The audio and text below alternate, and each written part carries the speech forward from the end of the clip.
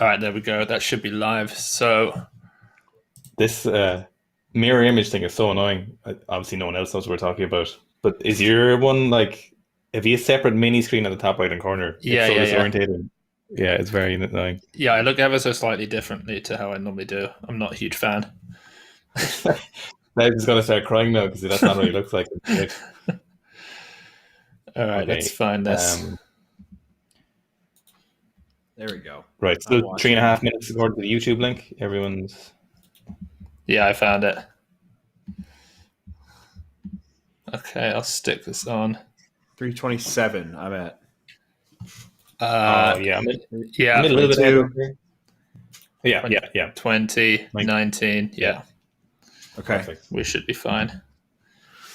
The last day of the Europeans, Dan was like 4 seconds ahead of us. So me and Seb were like, "Oh, gonna make this," and Danny was like, "Fuck, he missed it." Well, Dan doesn't curse, but I curse for him.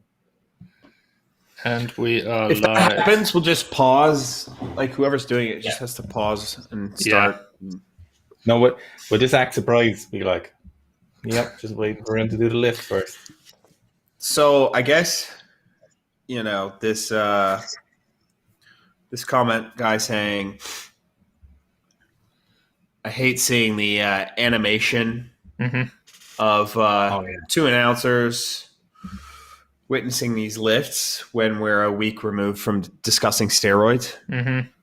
And, my only thought process is like, what are we supposed to do? Yeah, do you want us to be really uninterested when we're watching? Should we just not watch? Yeah. Like, I mean, I'm going to watch weightlifting.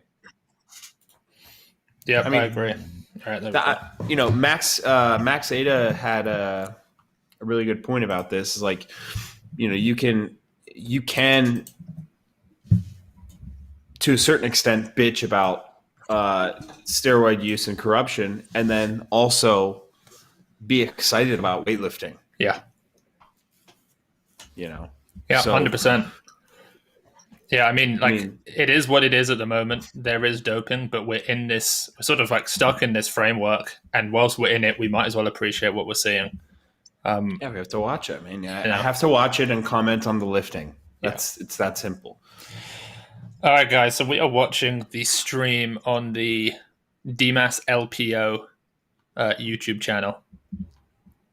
This is the men's 81 kilo weight category. We have as athletes, I'm going to try this name, Muhammad Kadir Toshdemirov from Uzbekistan, Takahiro Kasai, Rejabe Rejapov, Li Dayin, Lu Xiaojun, Alexander Uvarov, Hussein Sultani, Kojakbar Olimov, and Amr Al-Kandjari. I mean, Rejapov is fantastic. Yeah. And then obviously Li Dayin and Lu Xiaojun are going to bring the heat as well. So. Yeah. And fortunately for you, Zack, we have another Japanese lifter in the house who you're going to fanboy over, I hope. Takahiro Kasai. Yeah, he's a few kilos off of those big dogs, though. Yeah. So. This could be Lu Xiaojun's last non-Olympic competition we ever see him in. So this could be tearful. Obviously the Olympics, but that could be it then. Yeah, and there's a chance that he won't get picked for the Olympics. Like, I think he will, but the IWF will actually offer the spot to Li Dayin because it's whoever has the most Roby points. So it will go to Li Dayin, and then Team China will have to, say that they'll have to decline it basically and say that Li Dayin is injured, and then it'll get offered to Lu Xiaojun, which they may well do. Do you know why they're favouring Lu Xiaojun over Li? Is it just his inexperience? And also the fact that when you look at their Roby points, on average, Li Dayin has done better. But at all of the major championships, like the World Championships, Lu Xiaojun has beaten Li Dayin. So Lu has all of the biggest totals. But because he's 36 years old, he can't, he just can't peak 6 times in 18 months like Li Dayin can. So he's either like 170, 205, or he's like 60, 90. Whereas Li Dayin is just consistently, 70, 200. I feel like Li would still probably be the better person to send, though. But I feel like Li is like, he's on his way up. Yeah. Mm-hmm. But But I agree with the sentimentality of sending Lou, though. I feel like Lou should be sent. I feel like he's deserved it. Like it's been 20 odd years of a long career. He's done a lot for all of us. Like everyone appreciates Lou, so I feel like he deserves to get to one more Olympics. Mm-hmm. And there's a chance that because if Lou wins, which he probably will, because there's the 81s isn't as competitive as it used to be, that will give him 2 Olympic titles. And then there's a rumor that Rahimov is going to get popped and lose his 2016 Olympics, so that will go to Lou. Mm-hmm. So then suddenly Lou will become like one of 5 weightlifters to ever win 3 Olympics. So it's kind of important that he has this one coming up in a few months, just so that because I feel like Liu Xiaojun is deserving of being in that ranking. Like those top people. Like his longevity is absurd. His career was slightly later, I think, than what you'd have seen of other great lifters of the same kind of pedigree as Lou. Like, he did come a little bit later onto the international scene, I feel like. Was it 2010? Was his first world? I think it was 09. Well, 2000, actually, no, 9, yeah, that was the first one. 174 and something. Yeah. He had those... in Turkey, I think. Yeah. No, I think 2009 was that South Korea, maybe? Oh, yeah. And then the big total was 2011, right? Yeah. Yeah. 17. Yeah. Oh, no. No. Or was it 13? 13. 13. Was 176. Yeah. 204. Yeah, 380. Yeah. And in London, he snatched was it 177? Is he one of the few people heavy? No, he did 77 in Rio. Over Rio? No, did he not do it? What did he do at London? 175. So 75, yeah. And then 76 in Poland the year after. And then it took him like 3 years to get the 77. He tried it in Houston, but he missed it. Yeah. But yeah, very close. The reason I remember that year is because it's Klokov versus Akayev. In 11, Paris. Yeah.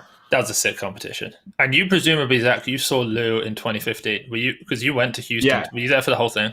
Yeah, man. I sat down in the stands and I was so excited. It was the first day. I just was so stoked to just see my first World Championships.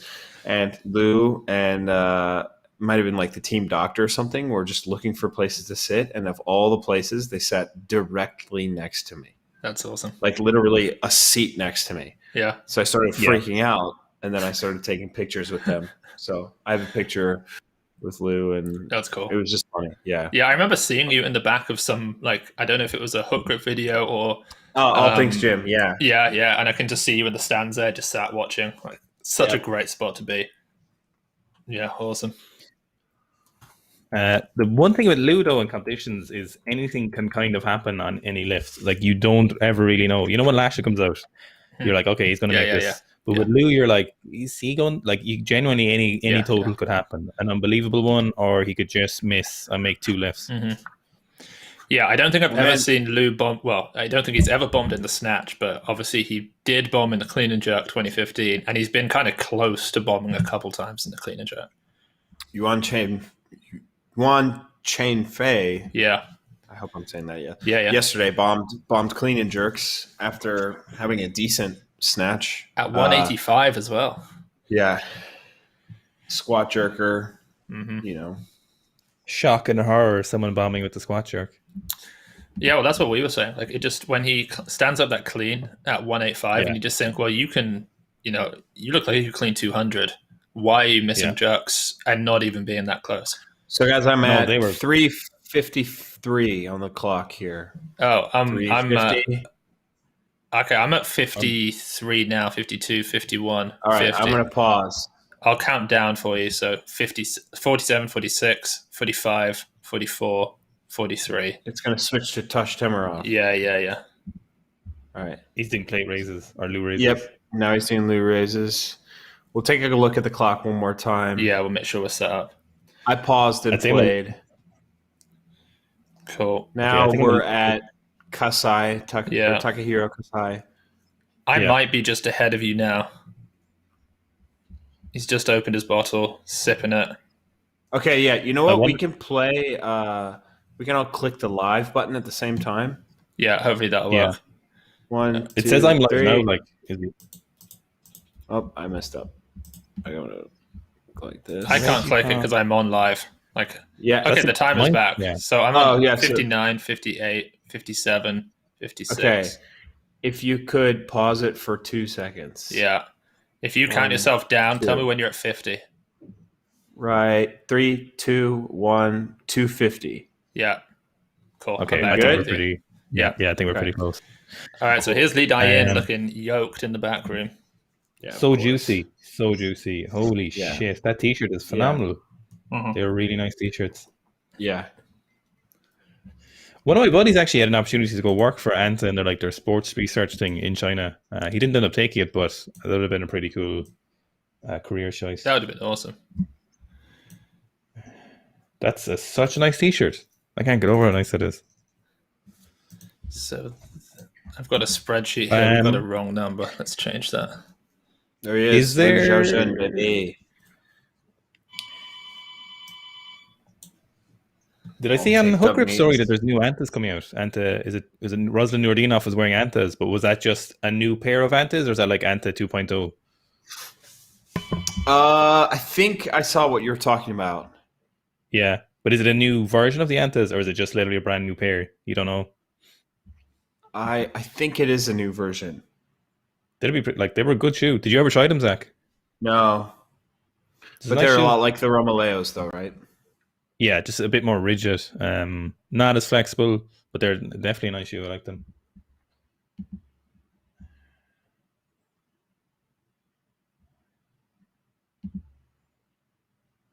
Guys got some neck tats. All right, I'm back. I didn't miss anything, did I? We're still probably about a minute out, I think, from that first lift. Lose after bombing, you missed it.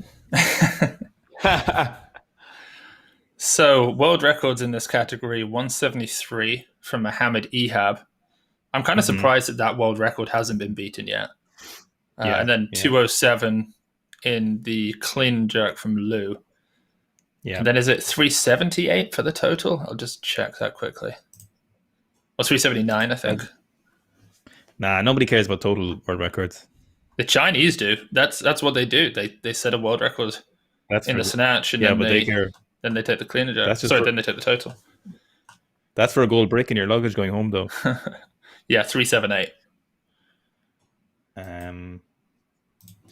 What do you think? What year was Liu Xiaojun's first competition? I have his competition record here in IWF. Any guess? First one? His first competition. Yeah, very first. But he definitely did. I did a video the other day called When They Were Young, and I'm pretty sure it was I want to say it was 05, but not at the Worlds. 04, yeah. I was going to say 06, but it's 04. Yeah, but as a junior. Incredible. Yeah. That is incredible. That is so impressive. So he's been at the top level now for 17 years. Yeah, that is ridiculous. That's really, really crazy, man. Yeah. Here we go. Now, what do we say? This must be B session, but surely this wasn't the winning lift. A 122 for winning. No, that cannot be it. Something's off. And he tested positive after.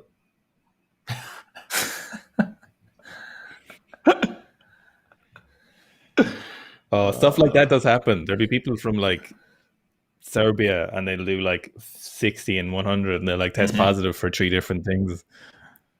It used to be, I don't know if you remember years ago, but Afghanistan used to test positive all the time. If you looked at the sanction list in IWF, there would be like 5 Afghanistan people every year for D-ball. Yeah.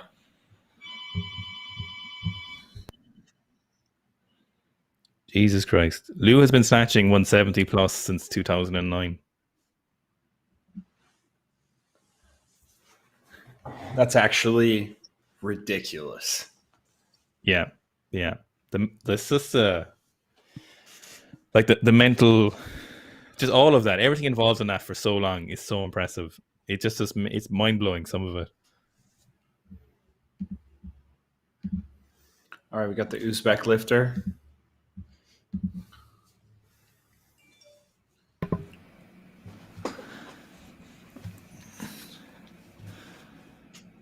All right.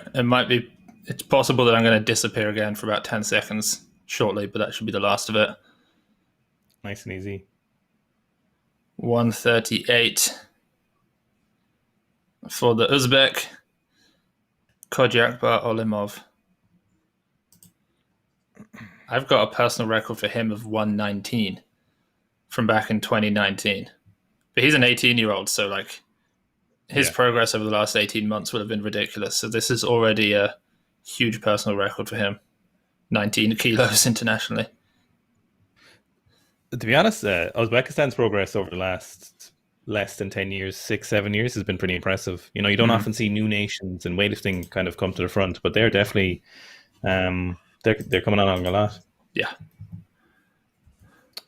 Who's this handsome bastard? Yeah. Oh man, holy shit. I've never seen coiffed hair. Yeah.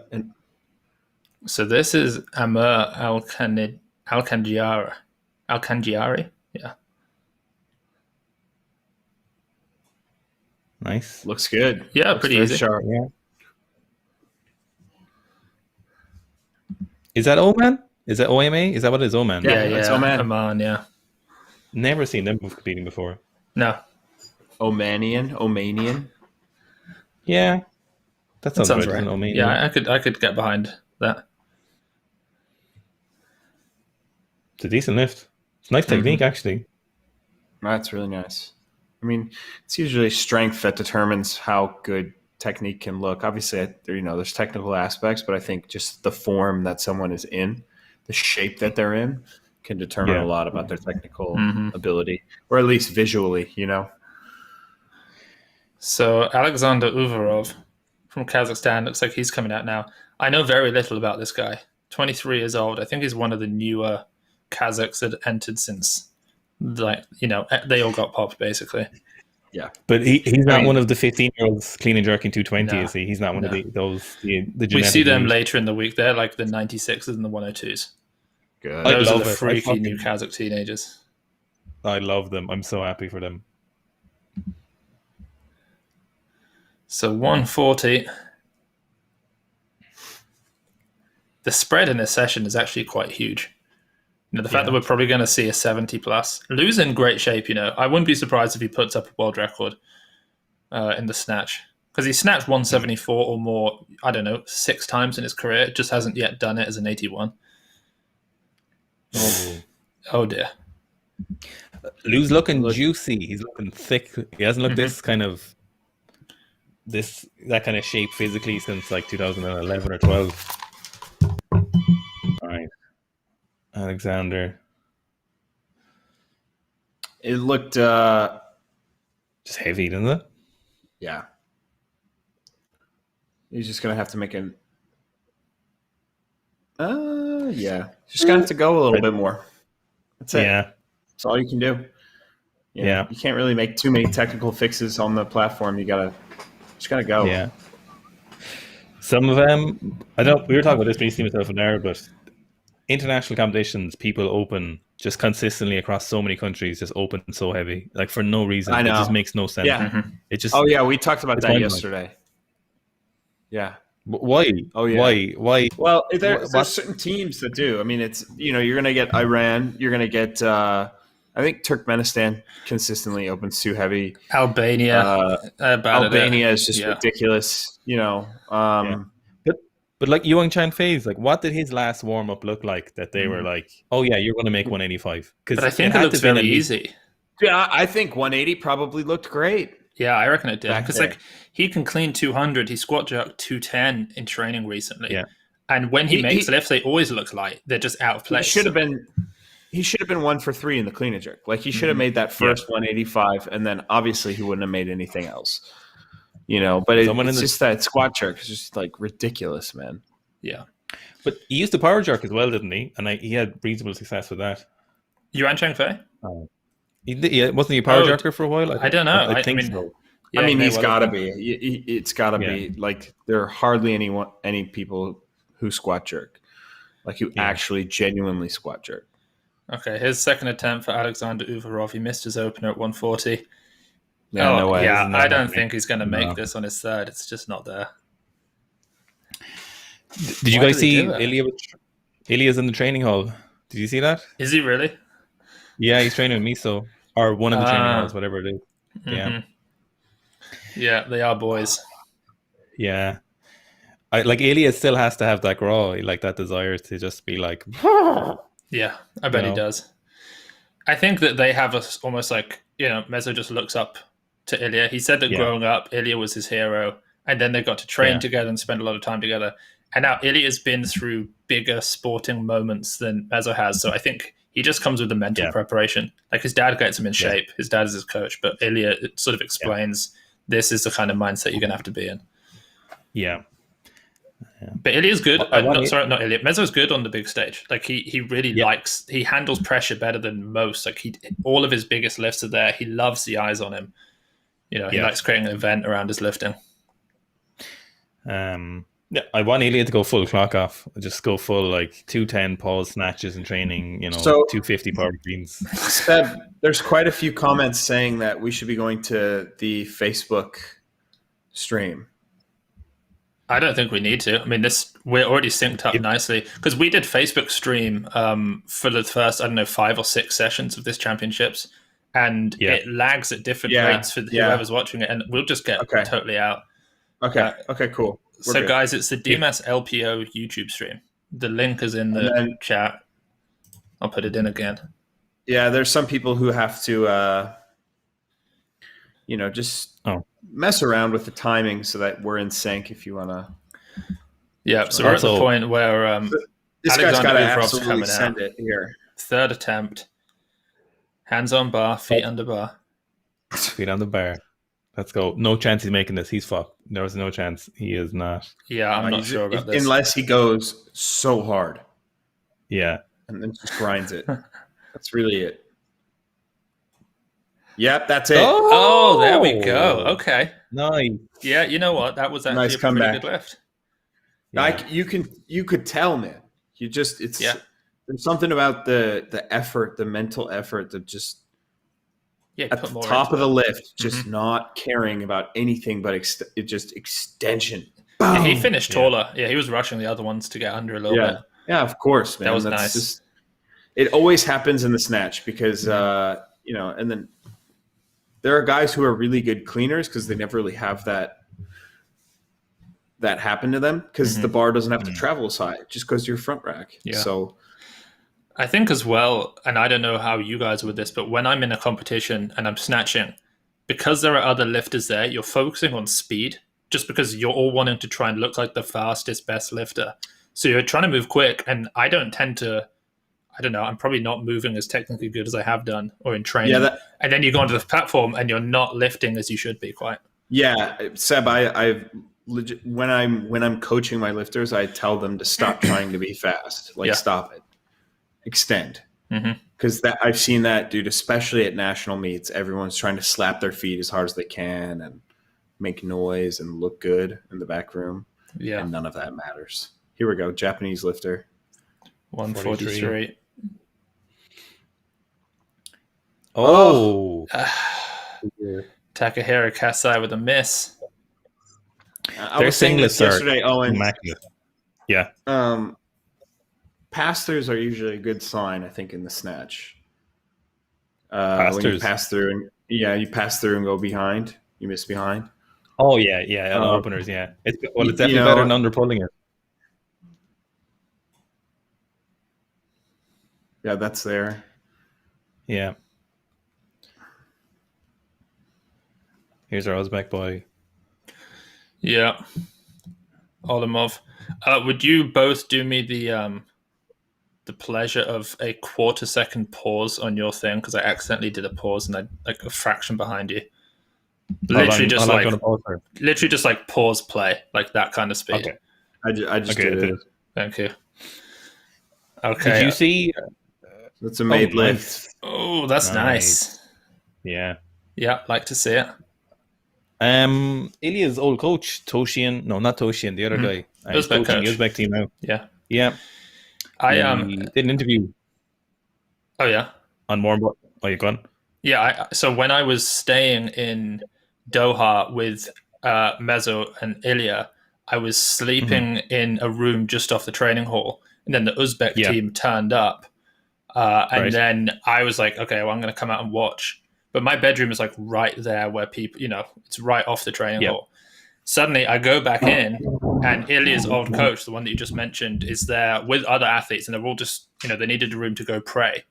So I opened the door to my bedroom, like I was just going to go in and get like a t-shirt or something, and and they're all in there. I was like, okay, I'll have to come back later, I think. Ooh. Did Ilya interact with him? Did Ilya? No, they didn't cross paths actually. Okay, which was kind of weird. There's an interview on Warm Body called mine or Tropody.com or one of those with it was only a few weeks ago that he did interview. He's coaching Uzbekistan. Pretty interesting. He's doing really well with them. Yeah. They're a really strong team. So that another miss from Takahiro Kasai. He's got one attempt again, remaining. Man, the pass through. Yeah. I mean, let's see this slow mo. Silly. Yeah. Those are silly misses, man. Yeah. Do you know who Dimas LBO is? Because he's video from training in Atlanta in like '96 and stuff, and he's like really old Olympic footage. Apparently, he is Fernando Reis's first coach. Okay. Yeah. Like, I don't know who that is. I just apparently that's who this person is. Yeah. Yeah, I saw that comment somewhere. Fernando's in good shape at the moment. Look, what did he clean jerk recently? Did he clean jerk 250? No, that was. Is he doing Pan Ams? Yeah. Oh, that'll be fun. And he just power cleaned 210 as well, which is insane.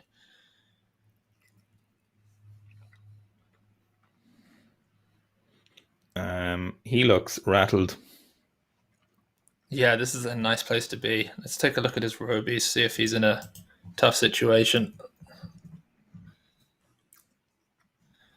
So he does not have a third period total.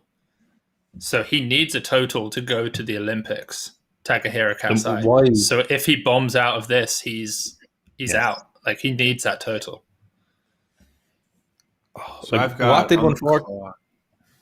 Like, what did 140 look like in the warm-up room? I just don't get it. Yeah, why did they open so heavy? The most important thing is just the total for him. I mean, but like, he missed both behind. It's just it's a very strange thing. That's just pure nerves. That's not that's not even weight selection. Maybe you just there we go. Ooh, nice. Yeah, I think it was okay. I think it's okay. It was a little soft on his right elbow, a little bit. Might have just been his shoulder, but I'd give him a light. But then you should white. You should make the argument then, Zach, that like you should know your lifter better. That he shits the bed on his first snatch, so you should be like, let's just go 140. You need this for the Olympics, and then we can take big jumps after. It doesn't make sense. I think it's inexcusable. Like, and this guy that we've just seen, he's an example of that. He came out at 138, jumped 6 kilos, made 44. Like, if you're shaky on your first attempt, open light. Yeah. Okay, here he is, Takahiro Kasai coming out. We have the pressure now, so yeah, it's gone up a kilo. We'll see what he can do about it. He needs this for Tokyo. He's going to pull a Gadeli or a Ismailov, and come on then. He's got it. There we go. Yeah. Oh no! Oh God! So you can see he look. He tries standing this up while it's still shifting back on him. You see this? He actually made a good catch. He had a good catch, and he tries standing this up while it's still slightly moving. If he paused a split second more, look at this. And it shifts laterally a lot. It's moving, and he's trying. I don't know. Yeah, that's a tough save. That's a tough save. All right, well, we have our first bomb out from the Japanese lifter. Wow. Insane flexibility. Hate to see it. Yeah, insane flexibility. God, that is ass to grass. So we've still got 5 lifters to open. Probably going to get the green on soon. Oh, the green's on. We're at 45. Okay, before 46. we see Lou or Lee, Mm-hmm. I think Lee could be. He's got to be gunning for winning this. Like, he knows that he's got to put up a crazy performance to have any chance. I think to have a chance, he has to out total anything that Lou has done during qualifying. So he has to hit 379. But he's just coming back from back injury. Yeah, but he hit 200 and looked pretty easy at this internal national meet the other day. So he also just looks like one of the lifters. I don't know. I don't know. He always looks like one of those lifters who can lift way more. That was a nice lift. Yeah, 46 is A huge jump, 38 to 46. Yeah, that was great attempt selection. Like that was like boom, boom, fantastic. boom, three perfectly. Or 38, 43, 46. Yeah, wonderful. Nice lifting. Boom. Ilya's old coach was saying in that interview that if you're like late to training, doors locked, you're not allowed in for the Uzbek team, like even a minute late, no matter who you are. If Ruslan was late, doors locked. If your training's going shit, they're like, take your phone for a week. Do you think that's kind of surprising, like considering that he used to coach Ilya and Ilya would regularly turn up to training like hours late? Like just lie in, miss train. Yeah, like maybe he doesn't like protest to Ilya taking, dude. That's what I want to know. It's not just the drug, like the drugs. It's like, what are the uppers? No, he was taking the downers. When I was with him, he had a bad training session and he took like a large dose of antidepressants. Okay, but I'm talking about before training. What sort of uppers is he? You know, is it just like your standard kind of like amphetamines, like Adderall type thing? My man had that energy. You know what I'm saying? Yeah, he had a lot of energy. A lot of modafinil use in sports. If you watch athletics, you know, when you see them at the starting line, when they're all like shuffling and they're like twitching, it's nerves, but it's also a lot of stimulants as well. Mm-hmm. Like they use a lot of stimulants. Obviously for sprinting, it's very useful. Yeah, I've heard long distance athletes using modafinil. I think Adderall is widespread in the Olympics. I mean, it's a known thing that Simone Biles has TUEs for. Could be Vyvanse or Adderall, whatever. I assume it's a banned substance. Oh, it is. Yeah, it is. 100%. Yeah, but you know, I think a lot of these athletes get TUEs for it, and it's definitely performance enhancing, at least in training. You know, right? So,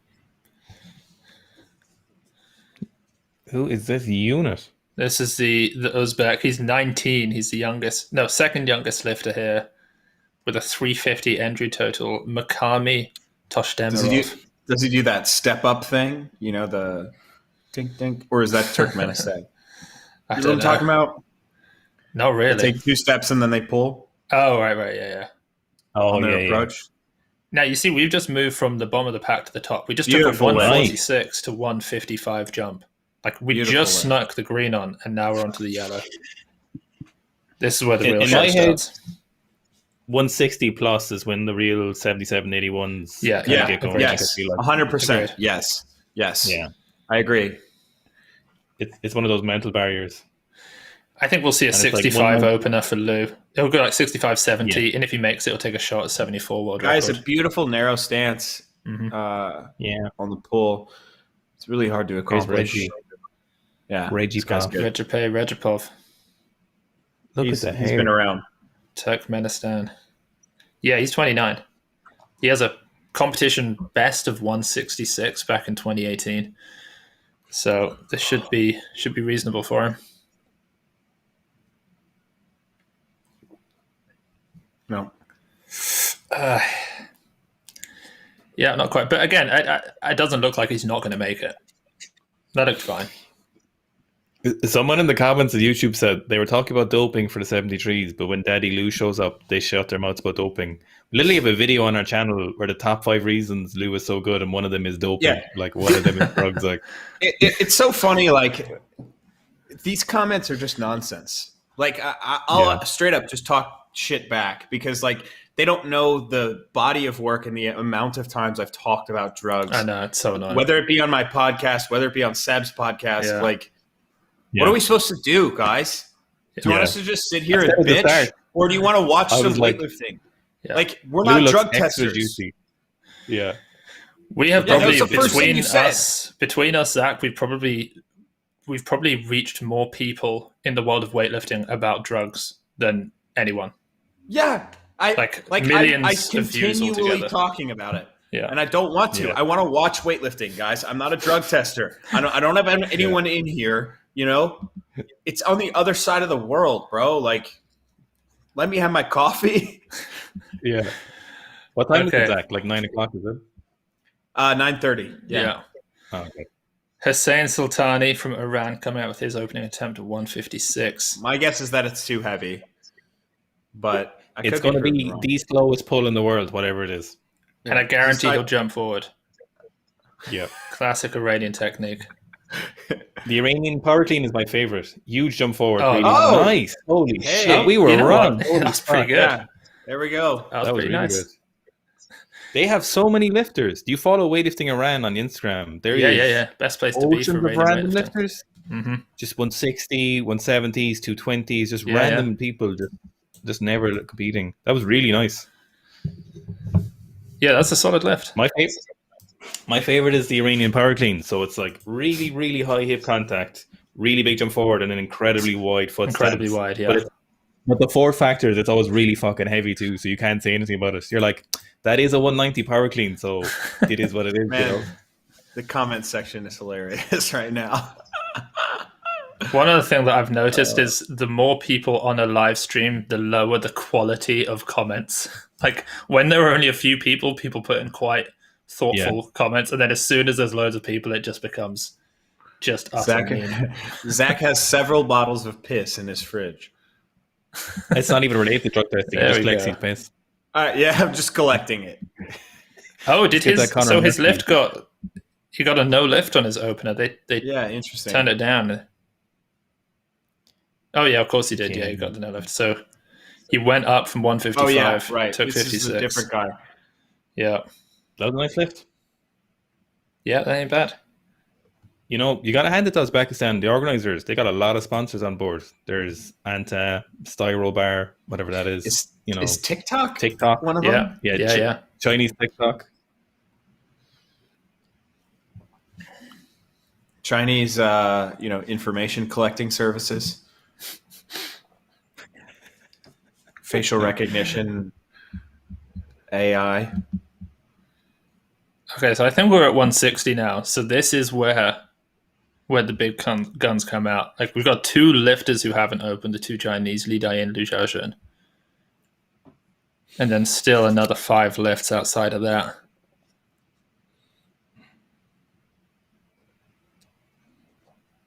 He is pretty thick, isn't he? Yeah, he's a unit. He's pretty Yeah. He's a substantial lad. He's 19. Do you know what they remind me of? But You remember those teenagers? There was just one or two of your friends who were just like really lean, really athletic, but they're also kind of big. Like they're just random muscle insertions. That's who he reminds me of. Obviously, he's probably pretty juicy, but in general, you have one of those friends. Like one of my lifters, he doesn't like. I'm convinced he's on gear, but he tells me he's not, and I don't think he is, to be honest. But he's just so jacked, and I'm like, you can tell me it's okay. I'm not going to tell anyone. And he's just like, just random freaks of nature with muscle mass. oh, see, that looked heavy as well. At least he made his opener. So this would have been a 1 kilo personal record, competition record. Yeah, he's packing a lot of muscle mass on that frame. Yeah, Michaela Breeze would hate it. Yeah, no doubt. We should get her on here for the memes. See, that it's very strange, that super narrow stance and catch, because his knees can't track. Look at his hips as soon as he catches. Boom, come right out the back. I don't know. Looks. Yeah, if you're going to go that narrow, you better have incredible dorsiflexion. Because there's no way else you can get the hips forward. It's just too heavy. Like sometimes technique, there's nothing wrong with technique. No, It's just you're too right. fucking You're heavy. right. No, you're right. You're right. Sometimes you're just like, you're never making that. Yeah. And that looks like a lift where he's not making that. Like it doesn't look like he's going to come back and.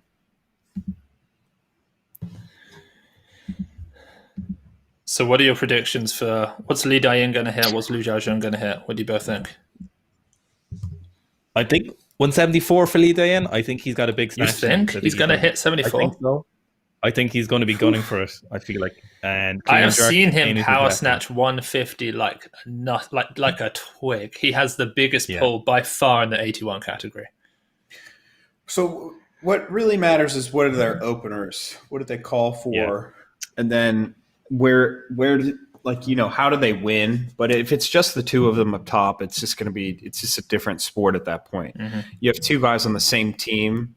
Like, are they really fighting, or? I think they are, because this is important for them for Olympic qualification. I think they will be trying to I think they'll be minuting each other if they can. I think they're going to be trying to play tricks, and they don't train with each other. Like Coach Ji is with Tian, Yang Zhe, Shi, and Lu. Li Dayan seems to train slightly in a different place. A different coach. Yeah, different coach. Yeah, same training hall, different coach. All right, 160. Elbow on the left. Elbow on the left was a little bit unfaithful. What are they going to do? If he sells it, he might get timing that. on that. Yeah, there we go. Just your give us 2-1. Yeah. They just need to get rid of the press out rule. It just needs to go. Like, it's just not doing anything.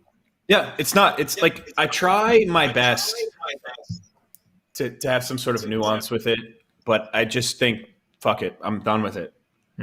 Yeah, I'm done with it. Like, I've never tried to make a snatch by pressing out my elbows, and I've never intentionally gone to do a snatch and be like, you know what's going to help me make this is if I press it out a little bit. No. Oh, and I had to save a snatch in competition. It was 141 or something, and my shoulders, I started to roll forward, and they gave me the down signal while I was at the bottom. No. Did you come up with it, or did you just let it go? I just let it go, and I put my hands up. I'm like, what the hell was that? I was literally like, it was like, eep, while I was in the bottom, dude. Yeah. They're dicks in America, man. They're like actual pricks. They just, they want you to, they want you to know that your lift wasn't good enough. Yeah. Yeah. Oh, there's a 161 miss from the Iranian, Hussein Sultani. Yeah, not ideal. Mm. But again, like, you've got to commend his opener, because his opener looked perfect. His opener looked really solid, really slick. Yeah. And then, you can take the risk then, I suppose. Like, everyone's playing for bronze here, realistically. Everyone but Lee and Lou, obviously. Like, everyone's playing for bronze at the end. What's going to be interesting is, are we going to see... I mean, I assume we will, but there's a chance that, these guys might not even out-total from the Europeans. Like, we saw a 164-207, didn't we? So a 371. So they probably will out-total that, but... No, 206, my bad. So it was a 370 total from Pizzolato. Well, I think... he's got to go hard here, Reggie. Yeah, Reggie. Regipov. Hey. 1 for 3. Yeah. That's not ideal. Okay, so presumably we'll see Hussein Sultani come out, take his attempt from Iran, and then it's going to be the two Chinese lifters fighting it out. Yeah, we could definitely see a world record. I have a premonition of Lee getting 174. Mm-hmm. Hard to know with clean and jerks. I would like to see another world record here. That'd be 2 for 2 for us. Sam. Oh yeah. I'll tell you where we could see a world record, is tomorrow in the 89s. Because Rostami has dropped down, and what people seem to forget is that Rostami was the greatest 85 in terms of total during the whole, period of that category. He had the biggest total, and there isn't a world record set yet. It's still at the world standard, so you never know. We could see him do that. His 220 was the most bullshit world record ever. Oh no! Oh, is he okay? Is he okay? I think he's okay. I think he just looks a bit more violent. When the tension builds in the arm and then it like snaps you out front. Oh, that elbow. I think it went where it was supposed to go. I think. I don't think he's okay. I don't think he's okay at all. I do not think that's okay. I don't think he's okay, bro. He's out. No, I thought it went this way, and I was that's okay, but it actually went back the other way. No, because see, it's even scarier, Owen, when the arm is properly locked out. And that happens. Oh, and it pops straight back in, but that was out. Man, but he's still going to be out for clean and jerk because he's on around the reigning team, so he'll probably give it a go. All right, guys, so it looks like Lou's coming out. I think he's going to come out at 65. He's got the gold antas on. Oh, sorry, we're not allowed to cheer by the standards of many commenters. 5-time world champion. Stallion. He was a world champion back in 2009 and again in 2019, multiple times in between. Just those 4 extra kilos of beef really helped Lou. Like, they came at the perfect time for his career. Oh yes. Yeah, they did. I agree 100%. Just as speed starts to decrease, the strength can climb up with a bit more muscle mass. Yeah, he looks great at 81. Even his midsection is a little thicker, but not with fat, obviously. Like, he just looks beefy. More blocky, yeah. Yeah, 165. I'm going to say he's going to nail this. Yeah, I think he's going to have this. I think he's going to have it. Oh my God. Oh, Lou, please, would you just not? No. Would you just not do that to us? Just makes it that much harder for him to go 170 plus now. I mean, it's just we're now looking at a top snatch of 170 kilos, and we're also looking at Li Dayin not going to lift here. I guarantee you, he's not going to lift. So we're now going to have Lou following himself. Oh yeah. Oh my God. Well, so at the last World Championships, Lou missed his opener at 65, and then he hit it on his second. Then he jumped all the way to 71, and he made it. And then he did 207 world record total. So like he does miss and come back. Yeah, he's done this a lot, to be fair. But but if you have a snatcher like Li Dayin, who's young, explosive, strong, healthy, this is worrying. Lee is so jacked as well. Oh yeah, he looks huge. Oh, so he is following him. Yeah. So he's going to go 165. So yeah, maybe Lou's gone up a kilo. Oh, 167. Lou's going up. Okay, if he makes this, he's sitting in the catbird seat, and it's going to be his snatch competition and likely his competition. My money is still on Lou. My money is on Lou. Honestly, he could miss this too. I feel Lou has won the last 2 World Championships. His training has been amazing. Yeah. These aren't small lifts. These are Yeah, you're dead right. Yeah, they're fucking big lifts. They're fucking. Yeah, these are quite large. 81 kilos. Yeah. Okay, 167.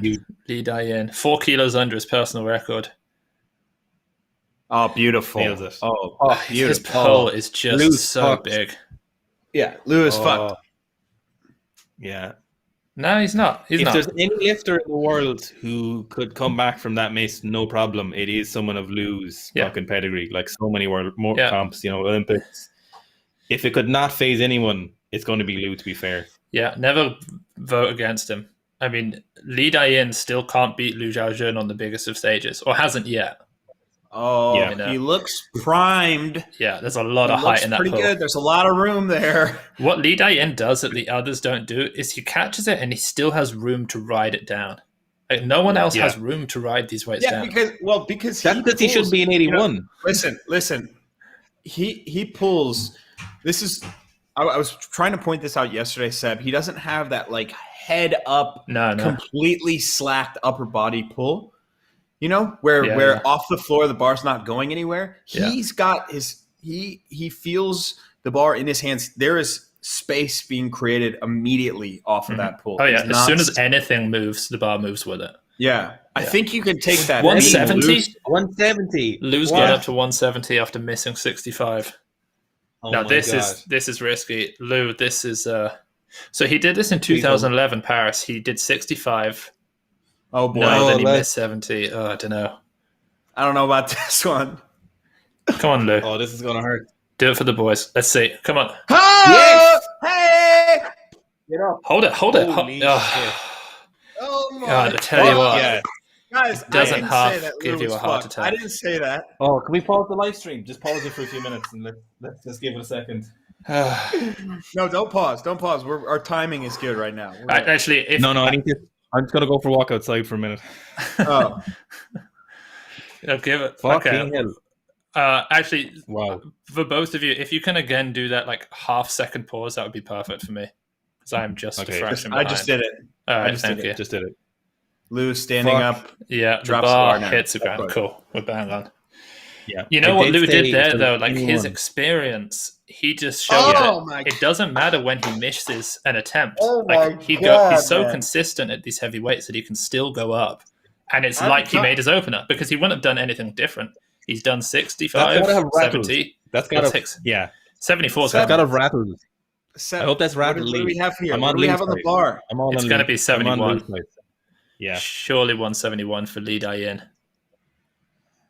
172. Yeah, because we're taking 5 kilo jumps here. Boys. This is the personal record for Li Dayin. We're taking 5 kilo jumps to the moon. Yeah. How far ahead are they of everybody else? The heaviest snatch was 160 from the young Uzbek. But it's not even a number. Like the brackets, like the 170s is so far away from those late 150s. Mentally, it's a world away. Okay, here we go. Li Dayin, 172, junior world record holder. What? Oh, wow. boys. Okay, we're seeing a world record today.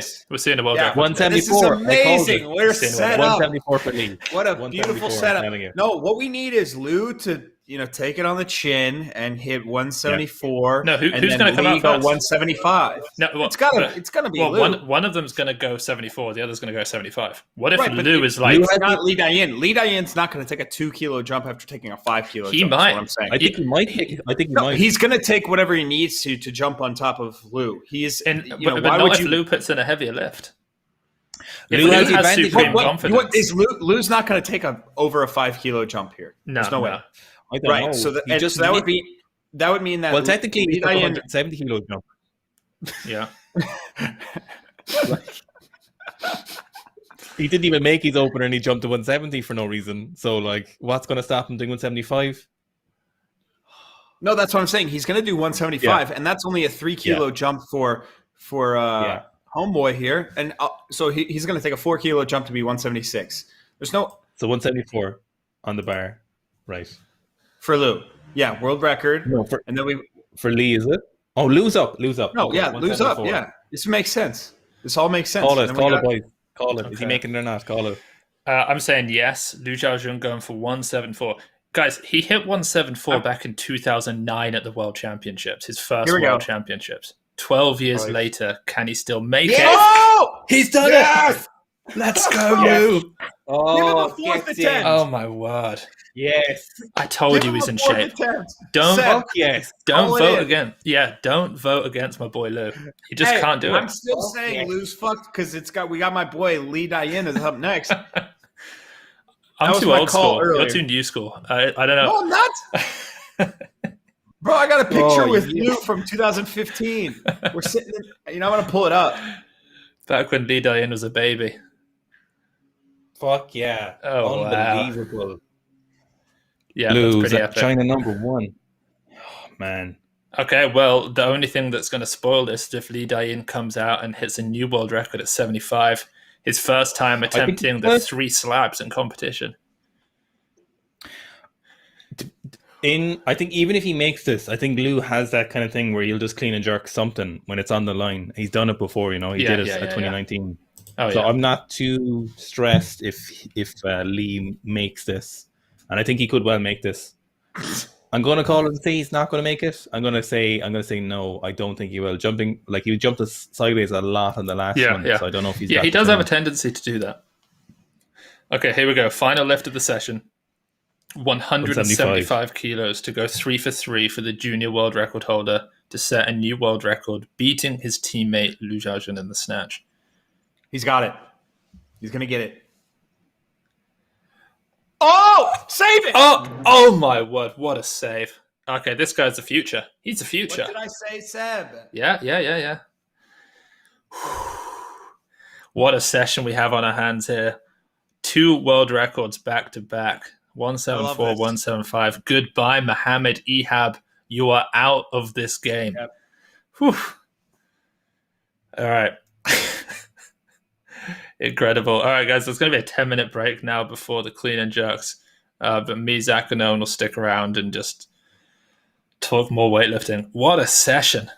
And another world record to add to Lou. And then the first proper world record for Li Dayin. Sheesh. I mean, that was just sensational. Do you think at some point Li Dayin might go up to 89? At least, maybe if he just doesn't want to cut down during the next quad, just go up for one of the just take a world champs at 89, get the easy dub, and then come back down. Another thing that Max was always saying was any of these really, really good guys, if they go up in weight, they're still gonna be good. You know what I mean? Especially as a junior or a young senior lifter. Yeah. So a guy, to think that Li Dayin Lee Dayin can't hang with Antonino Pizzolato, like you're out of your goddamn mind. You know what I mean? Yeah. Who's the top right now, right? Antonino Pizzolato is probably the top 89. Although we're going to see some. No, Pizzolato's an 81. The top 89 is wow. Hakov Makrichian from Armenia. Okay, what about or Davitadze from Georgia is pretty good. No, Davitadze is not in Lee Dayin's world, bro. No. I know he's not in his world, but he's he's at the top of the 89 class. But yeah, he'd get mogged by Lee Dayin if Dayin chose to go up. It would be. Yeah, it'd be offensive to watch. Yeah. Oh, we lost Eoin. I guess he'll be back shortly. Wow. Well, that's quite the session. That's I'm gonna go to the chat and see what we've got coming in. We have 1111 viewers right now, which is pretty cool. I think that's a personal record. Nice. Yeah. Karen Avagin, yeah, he's another top 89 to be fair. I gotta find this picture of me and Liu Xiaojun, man. I can one up you. Like I have the interview with Liu Xiaojun. You know, that's like that's my prize, like my best moment ever, I think. I'm going back in my history, dog. Yeah. Yeah, you're going through some things right now, going back through through the gallery. All the way to 2015. 2015 November, I think. I also have a picture with Omyeon Chol, so like really, yeah, that's really rare. fun. That's really rare. Super fun. Here we go. All right, let's see this. Wait, lower it down. That's awesome. That's pretty cool.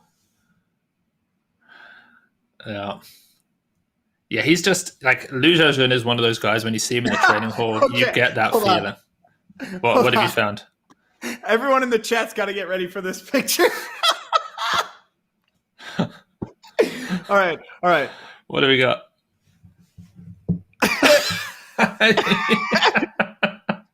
Omyeon Chol is not amused. It's me and Omyeon Chol, and I'm not kidding you guys. He is standing on 2 steps, and I'm on the floor. He's so short. Dude, Omyeon Chol has to be like 4'10", 4'11". 4'10". Yeah. He's not 6'4". So, I'm not kidding you. He was standing 12 inches, like this much higher up than I am, and he was still down here, bro. Yeah. It's like, you know that picture of Shaq with his wife? That's what you and Omyeon Chol is like. Dude, he was so nervous taking a picture with me because it's like North Korea, dude. They were they don't know what they're like. I think the rest of the team was like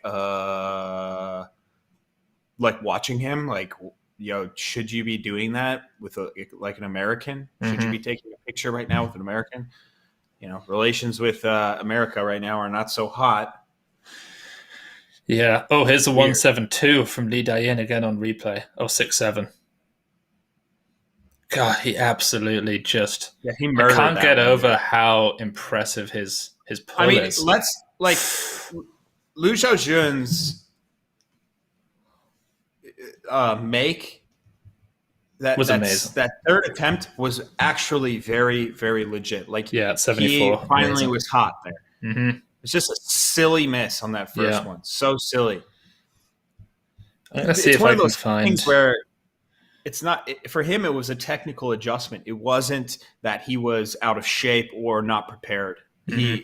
He was like, God damn it, you know.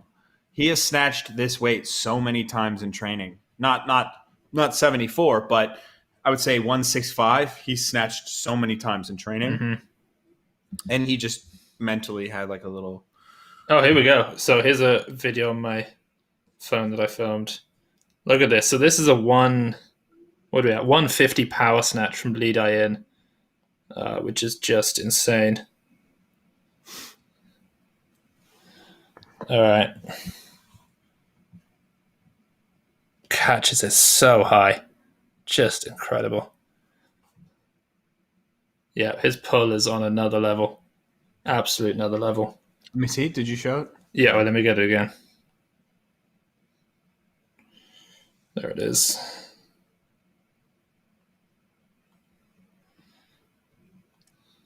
Like, there's no way Lou can pull 150 as high as this. Back to the start. Yeah. All right. You ready? Yeah. Oh my god. Yeah. That's not even close. Like you wouldn't even put a power or nah on Instagram with that. It's too easy. Again, that pulling style. People need that out there. Like people see, the Chinese pulling style, and they just love this super vertical, super slacked arm pull. And the reality is, the best Chinese weightlifters don't lift like that. They have strong ass backs and jacked fucking arms, man. Right. They're pulling the bar hard. Mm-hmm. I think when you're learning, it's important to know those other concepts and to be very strict. But right. All right, there we go. Oh man, my internet just shut up. My laptop just decided I didn't want to connect to the internet. I saw the 175 though. Fucking hell. Wait, you were there for the 175, weren't you? It just as he dropped it, my internet just went. Oh, really? My laptop just. Yeah. I thought you were there the whole time. You missed my picture with what was the Amyan Chol. Have you met him? Yeah. Here's another picture you guys might like. I can't see who that is. Yeah, but Zach, did you drug test him? Zach, did you drug test him? I didn't have a cup. I didn't. No, if I was going to drug test him, I wouldn't have a cup that wouldn't melt in my hands. Yeah, clock off. Let me just get my stainless steel cup, and I'll be right back to you. Okay? Yeah. He smelled so bad. He just came from training. Did a hang snatch at 200 kilos. Go on. Got that trend sweat like. So, Lee's just doing a slow motion replay on your screen. Are we on the same? Yeah. Okay, he's just overhead. Lads, 175. Yeah, incredible. Fuck. 2 world records back to back. Finally, I mean, what do you think? What's the equivalent? So Lou did 77 at 70, like 177 at 77. So you've got to get like 182 at 81 is probably the equivalent. Yeah. Like what else? 4 kilos in body weight. It's got to give you 5 kilos on the snatch, at least. Lou was the second person of our generation to snatch 100 kilos over body weight, wasn't he? Yeah, it was him and Rebekov. So at least 181, I would think. Yeah. At least 181. That would be similar levels of. You're looking at a standard though. I don't random be worried about meeting anymore. Man. Mm-hmm. Oh yeah, I don't think that's possible. Like being honest with you, like we just shouldn't. Like we have to lose results because like to have guys snatching in the 180s at like a middleweight is just it's ridiculous. We just know we're not going to see it. But see, that was the reality. I mean, Shaheen Nasarinya was one of 3 guys to be snatching in the 180s at 85 kilos, I believe, was the weight class back then. And it was him, Georgie, and Dimas, and they were all in the 180s, and they were clean and jerking 215 plus. And that story with Shaheen, where he was forced to basically fake an injury. At the Olympics. I don't think we have to expect these sorts of things to happen, where guys are going to be snatching in the 180s and clean and jerking 215 pluses. We have to be okay with like you were saying, like 160 to 170. And I'm not okay, Zach. Fuck it. I'm not okay with it. I don't want to see. Let me see the big weights. Let me see them. I don't care. But the thing is, numbers are coming down historically. Other than that super heavyweight category, male weightlifters. No, male weightlifters are getting worse. China. No, China's not better now than it was in terms of what they're lifting for their body weight. They're not better now than they were in Beijing or in 2012. Like all numbers are coming down other than last year compared to historic peaks. Women are getting better, but the men are getting worse in every category. What I've heard from how Chinese get around anti-doping is it's all political. It's not, people are like, oh, CRISPR, it's not CRISPR, it's not fucking hyper advanced drugs, it's all political power. That's what I've heard. There's it's two just options, political. Right? Like it's the ultra technological way, or it's just no, you're not going to drug test any of my guys, and if you do, it's just going to be put in a vault. That piss is going nowhere, bro. Which, if anyone knows the politics of China and countries like that, we're back. We got a 166. Oh no, I think this is Beast. Wait, is this? No. Is that Olimov? Oh, Yeah, that's Olimov. yeah. Yeah, he Good snatched team, 46, opens at 66. There we go. We're back in the game. For people watching, we're on the DMAS LPO YouTube stream. You remember Lei Hao tested positive? La Hui? Yeah, Yeah. Lei Hao, or Lao Hui, whatever. Yeah, sorry. When the story in the 2011 training hall going around was that at the time, because it was post Beijing, the Chinese Weightlifting Federation didn't have a lot of money and they hadn't got a lot of funding, and the IWF wanted a huge fine to make the positive go away, because it was a really weird drug. It was boldenone, and they couldn't afford it at the time, so they had to sacrifice him and let him get tested positive, because there was no reason he would have been taking that drug in that time, because apparently it had a very long window of, is it like a 2-year testing time or metabolite detection time, so there'd been no reason for him to be taking that. So it was apparently 2 like he just had no years? money to. Yeah, so he wouldn't have been taking that, there would have been no reason for him to be taking that. So it was clearly an arm twisting thing, Obviously he was taking drugs, but not that one, guys. Come on, he's not that much of a cheater. The main thing, Owen, it's like here at USADA, like with USADA, like this girl, what's her name, Madison Pinnell. She just on her story, she's like, yeah, like the drug testers are here. I'm at training. It's just like, and I've seen USADA work. Like it's just like a random dude that just comes up and just like collects your piss. And it's like the reality of that happening in like all these other countries is not there. And I don't know how we make it happen, but that's it. That's really it. Out of competition testing, if it cannot occur, then there's no reason not to dope for these countries. This is actually Nat from Hook Grip was like, teams like Bulgaria, like they're going to continue to dope because it's only a net positive for them. And same with Kazakhstan. Like they've been popped a million times, but until there's some serious punishments, they're just there's not much to lose. They just take another kid and bring him up. Yeah. So speaking of Kazakhstan, opening attempt now for Alexander Uvarov, who we know absolutely nothing about. Yeah. That's a tough clean, but he's up with it. Nice jerk. Solid jerk. Good. That was solid. Solid Very jerk. solid. I like his technique. It's good. I like how he bumps his hands out. On the subject of that, like Zach, American weightlifting is in the huge minority, even in American sports, compared to other things, it's not happening, for other sports like that, even in America. Like, so as much of a microcosm as USA weightlifting might be across a lot of other countries, like it's even smaller again if you look at like all the other American sports, it's not reflected it's not reflected in other American IOC sports. I mean, it probably isn't some, but definitely not in a lot of them. And so like in the same way that we're talking about Kazakhstan being dirty, USA is dirty in other sports. No, I mean, I'm that was not my argument, though. No, I know. That was not my argument. No. US is clean. It's just the disparity between out of competition testing, and I hate that the comment section is going to look at it like that.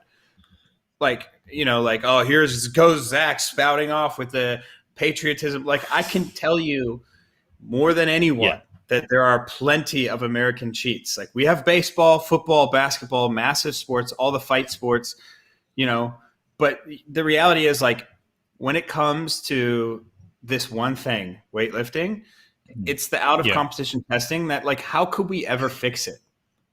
How could we ever fix that? You know what, I was going to talk about this recently, and I think we're going to make kind of a video on it. But you have to decide what sport is for. You have to really decide why sport. Because Zach or Clarence and Zeb, you both make one. Zach, you've made videos on anti-doping and the peculiarities of individual cases and why doping and stuff. But weightlifting skews us way too much. Because a lot of these are individual lifters, and the reason Kazakhstan and all these other countries is they're doing for a country.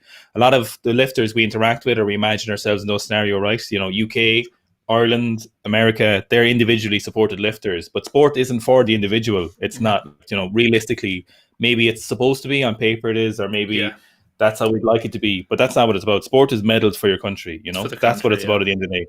And that's what, like, until you decide, and I'm not saying either way, like, which it is, but in the reality, sport right now is for a country, and getting medals is what you want. It doesn't matter how you get them. And Zeb, your video was talking about you're concerned about the well-being of individual athletes, but countries don't care about that, and the athlete is there, taxpayers' money, to get a medal. That's all that matters. 100%. And maybe that's not right, but that's the way it is, and that's why anti-doping won't be a thing. It's why we have to decide: is sport there to be a role model for kids, or is it there as a form of non-violent warfare? It's one or the other, kind of in extremes. I wholeheartedly agree. This is a point that should not be forgotten here. And like Kazakhstan are like, we want to win medals because we want to be the best at this. We want to show other people that we're not fucking Borat. That's part of it.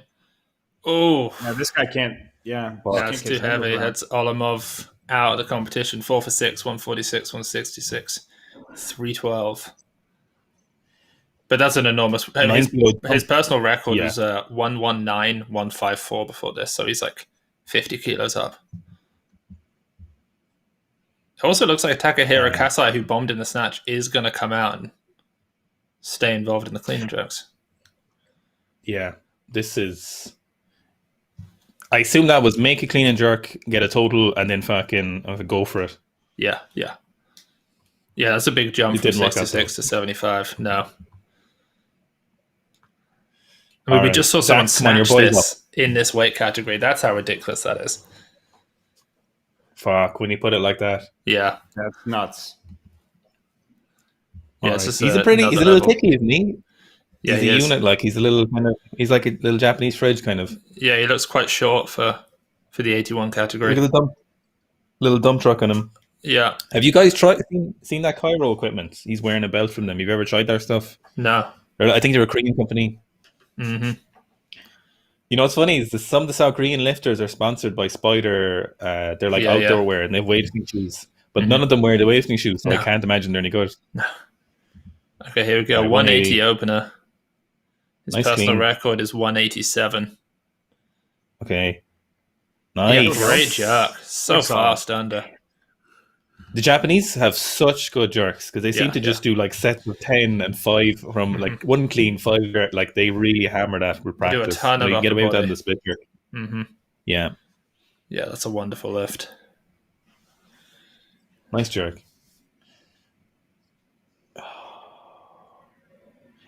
It must be difficult for someone as flexible as him to bottom out to still hit that stretch reflex like that, like the positions you've got to hit are going to be mental. Mm-hmm. It's as weird as it sounds, it just doesn't look like he has that much more room in the clean. Like, he stood that up fast. Yeah, I'd agree with that. Yeah, he looks like he could get buried by 185 next, which I assume he's going. Mm-hmm. I'd like to see a 190 for him just to, redeem himself a little bit after his snatches. Mm-hmm. Yeah, my feeling with the stretch reflex is, like either there's a spectrum, but you either have a huge amount of dorsiflexion, the stretch reflex comes predominantly from the Achilles, or you have a tremendous amount of hip flexion and more vertical shins, and the stretch reflex comes from the posterior chain. My feeling is that you get a better stretch reflex if you're a knees forward dorsiflexion Achilles type lifter. Yeah. Which you see in most of these weightlifters anyway. Yeah. Nice clean. I like his technique. 180. Oh, those elbows. See, Seb, I am a big fan of pulling strength for like in the clean specifically. Like if you look at a guy like Lasha, he gets a ton of bar height off of his quads. Yeah. And even a guy like Lee Dayin in the snatch, like. Obviously, that's the thing is like I just don't like too loose of an upper body. It's just and I think there are certain people that just think that the arms do absolutely nothing. The arms like cables Q is just not anything that I would ever give to any athletes that I work with. You use things. It makes sense to like a very elementary lifter, right? And also, if you have someone who is over tense in the upper body, you might use that as a way to overemphasize what they're doing to pull them back. But generally, the arms play a huge role in the speed that you have under the bar and the peak of the bar. Yeah, But Gabriel talked about when they were learning the lifts. They started off with muscle snatch, overhead squat, no contact. But see, this guy, he has good tension in the arms at contact. But I and here's the thing: like Gabriel has great tension in his arms on contact. It's like perfect. They learn without making contact, and he said he teaches all these lifters to not make contact first. So it's upper body, a lot of pulling, which I do like. I do like that. Someone asked in the comments. Yeah. Sorry, go on, Zach. Sorry. I mean, the ultimate opposition to that would be someone like Michaela Breeze, continually saying that the lift is done completely with the legs and it's not a pull and things like that. It's just too much on the opposite end of the spectrum. It's like, I understand what she's saying, which is like, if you think about pushing from the floor up to the knee, that's probably going to help most lifters who tend to let their hips raise, but it is a pull. Once you're at that 100%. Knee position, there's so much of the posterior that's doing all the work. And even before that, it's acting isometrically just to hold. Yeah, you have to bend at the hips. So what is going to extend your hips? What's going to support the rest of the kinetic chain? Even though it's only isometrically working, like your back. That's a better clean. Yeah, very strong. He's got some big old sweeps on him. Man. Oh, someone looks like he's going to bomb. He's going to bomb out. Oh, he's too handsome to be bombing as well. What were you saying about that comment, Owen? Oh, someone said, why do I think Tashiki's jerk isn't up but he's clean? I think it seems anatomically he just seems fucked. It doesn't seem like... He said from injuries, he had like neck injury, he's like herniated, fractured one of his ulnas. I just don't think he can... His anatomy just looks fucked for jerks. Like it just seems to be the way. His overhead is so weird. If you look at him from the side, it's very wobbly. His shoulder joint rounds backwards. It's crazy. I actually made a video about Toshiki and the fact that that 1 year that he snatched in Metcons, and that was one of the comments that I made was that his shoulder mobility. It's just like it's anatomy. I think it's like the way that it works is just not solid, it's like a physical restriction that he has to extreme flexion of the shoulder. Mobility I also is don't an think interesting term, man. I think this is anatomical. I think his joint, the socket is built. I don't think he can change what he has. I just don't look. Tough clean for the Kazakh. Widens his grip. Nice. I'll tell you what, when he makes it, he doesn't half make it. That looked great. Guys, I'm telling you, bumping out the grip and the jerk. Yeah. It's one of the greatest things I ever did. Yeah, it helps a lot. Wider grip. That's a Miso spotter. He said to me, he was like, you need to jerk with as wide a grip as you possibly can get away with. Yeah. He's like, the wider you can get, the better. Stands up, pops the arms out, right here. See that? Yeah, wonderful. And if you're, and for me, then my timing is just so much better. That's my best clean and jerk, in competition and in training. Like that was the technique that I used. And you do lose one thing though. So obviously you get reduced distance, but bar separation speed from the shoulder is slower with a wider grip because you've less febrile. So obviously your muscles are slightly stretched, so you do get a slower speed off. So if you look at like Gabriel Veski or Gabriel or anyone, like they've really narrow grips and fast jerks, so you've got to have that anatomy to do this, But obviously, Zach, for someone like you can't jerk with a narrow grip. Seb, you're probably the same. It's not feasible for you guys to jerk with that. Well, I tend to. All right. I pull with a slightly wider grip, probably the most in the clean, just because I've actually got a pretty good rack mobility. So that I used to pop out and change position, but now I'm in the right position to jerk from straight away. So his I prefer that to stay in with 180, missed on his first two. To total. My god! Goodness! God, he looks like he can clean 190 plus 195. He looks like he can clean it. But the jerk also looks like he could make it no problem. Like there is such speed. Yeah, it just looks a little off. Something's off, Yeah. That looks to me like he's like adrenaline, like nerves, like he's, when you just freak the fuck out on the platform, when you're so hyped at a really heavy lift, and things are just not rigid. Like you've lost all like neural density from being so hyped up. Fuck. Yeah, that's a shame. Man. So still 5 lifters bombing to come out. Lads, bombing is just one of the it's just one of the worst things. It's such a cutting feeling. You're like, I've never bombed. I couldn't even make one of those. I've never bombed. Nah, never bombed. You didn't open heavy enough, Seb, baby. I've never bombed Snatch. Yeah. I've never bombed Snatch either, but I've never bombed Snatch. Yeah, yeah. Clean and I think I've only bombed twice out of like 40 competitions, but those two were just. I was going for qualifying lifts. I was going for qualifying lifts. So, mine is like, gotta go. So here's Zack 185 for the new young lifter. Nice clean. Yeah. Takes in his time. Nice yeah, there we go. Yeah, he's got a second attempt. Owen, I missed 170 clean and jerk. I think it was 6 times in a row in competition. No way. Before I made it. Yeah, 6 times. Wow. So, I would open, let's say I open at 165, I'd take 170 next, miss. And then the next time I'd lift, I would open at 165, 170, miss. I did that 3 times in a row, dude. And finally ended up making it. Did you clean 170 before? I've cleaned 180. Have you cleaned 180? Nice. Yeah. Well, that's the other thing. I've probably competed 8 to 10 times, so I've just had fewer opportunities to bomb out than you guys have. Yeah.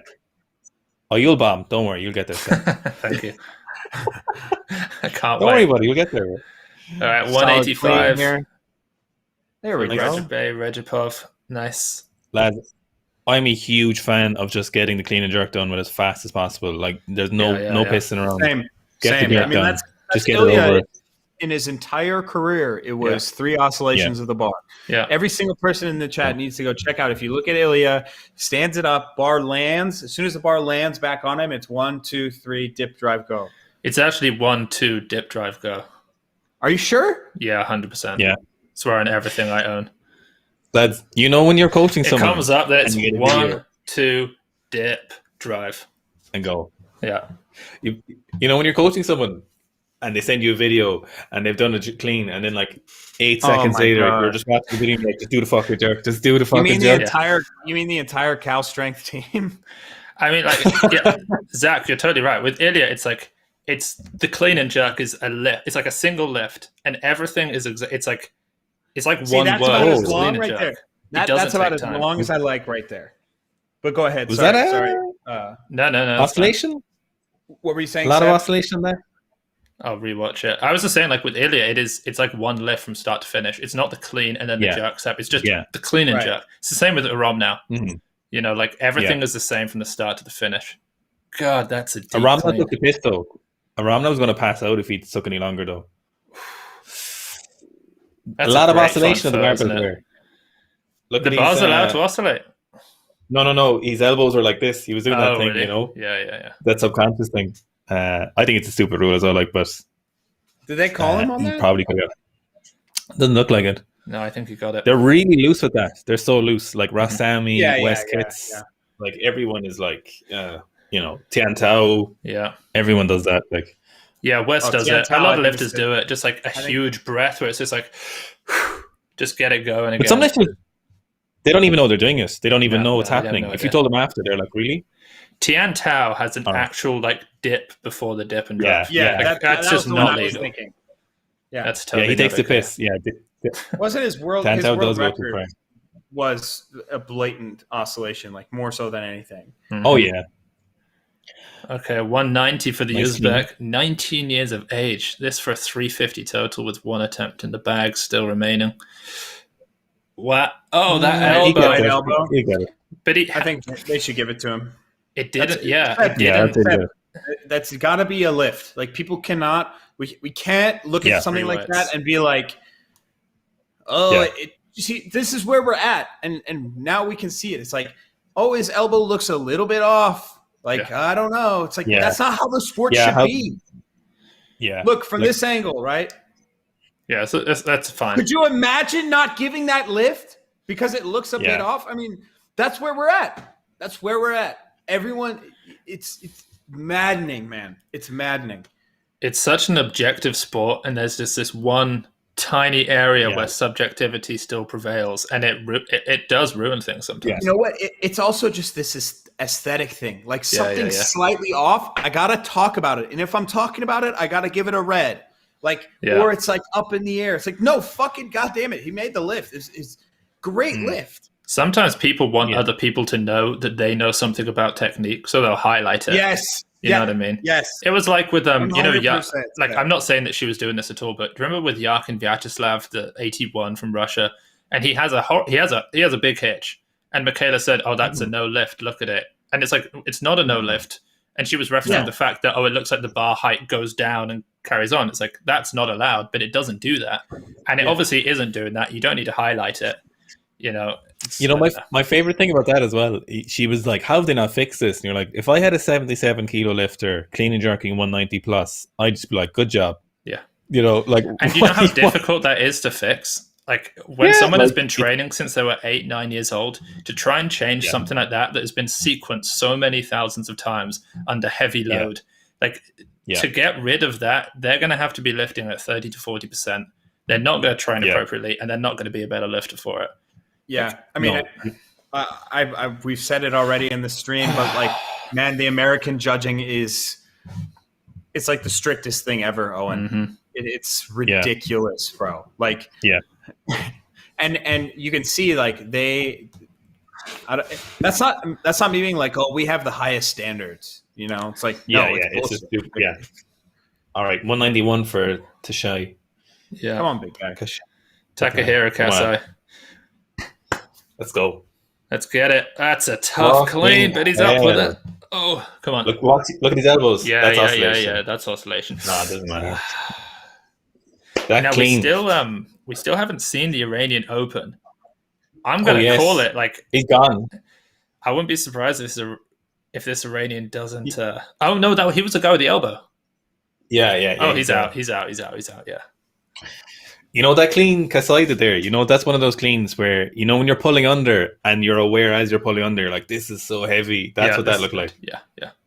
You know, when you have time to think about pulling under, you're like, wow, this is a heavy clean as you're getting under it. That's what that looked like to me. Damn. All right, so the young Uzbek coming out for his final attempt. This guy's a freak of nature. 19, and he's done 160, 190. We still haven't seen Liu or Li Dayin open, and he's going to have a 93.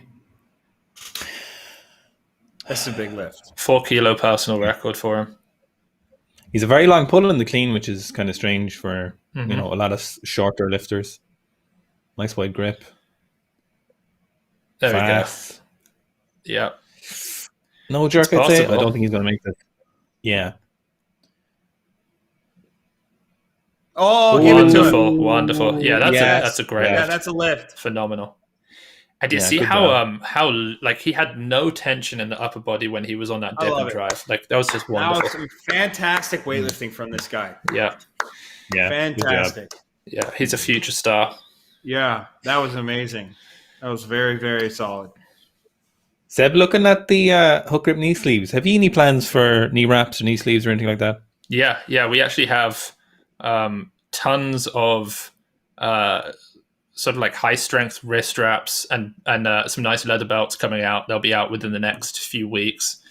And then we're currently in the process of manufacturing 2 different styles of knee sleeve. One that's going to be like a particularly thick, tough one, because there are a lot of lifters out there who just want more strength standing up in their lifts. Like you're not that sort of person, but I am. Zack probably is. Yes. And then something more like a 3 mil softer. I kind of went the other way later in my weightlifting career, and that was no limitation on range of motion at all. Mm-hmm. That was a 10 kilo jump from 85 to 90. An early drop. Did they give him the down signal? That's surely no lift. Oh, he got the lift. He got the lift. Yeah, good. That was good. Look. We'll look at the other angles, man. You got to look at the other angles. Did you guys see Ergashev's third attempt snatch? The 73, and he was like this, like legit, like his arm just came down and he got the lift, and then they took it away. That's an okay lift. Look, that's beautiful. It's a good lift. I just don't know why he dropped it so soon. Yeah. Oh, so we're talking about the drop. There's no way he got a down signal. Slams it. That's almost as bad as Nishad Rahimov's clean and jerk at Rio. Look at their reaction. The coaches are like, why did you do this? Yeah. Oh, man. But Here we go. Lou's got 197. 197.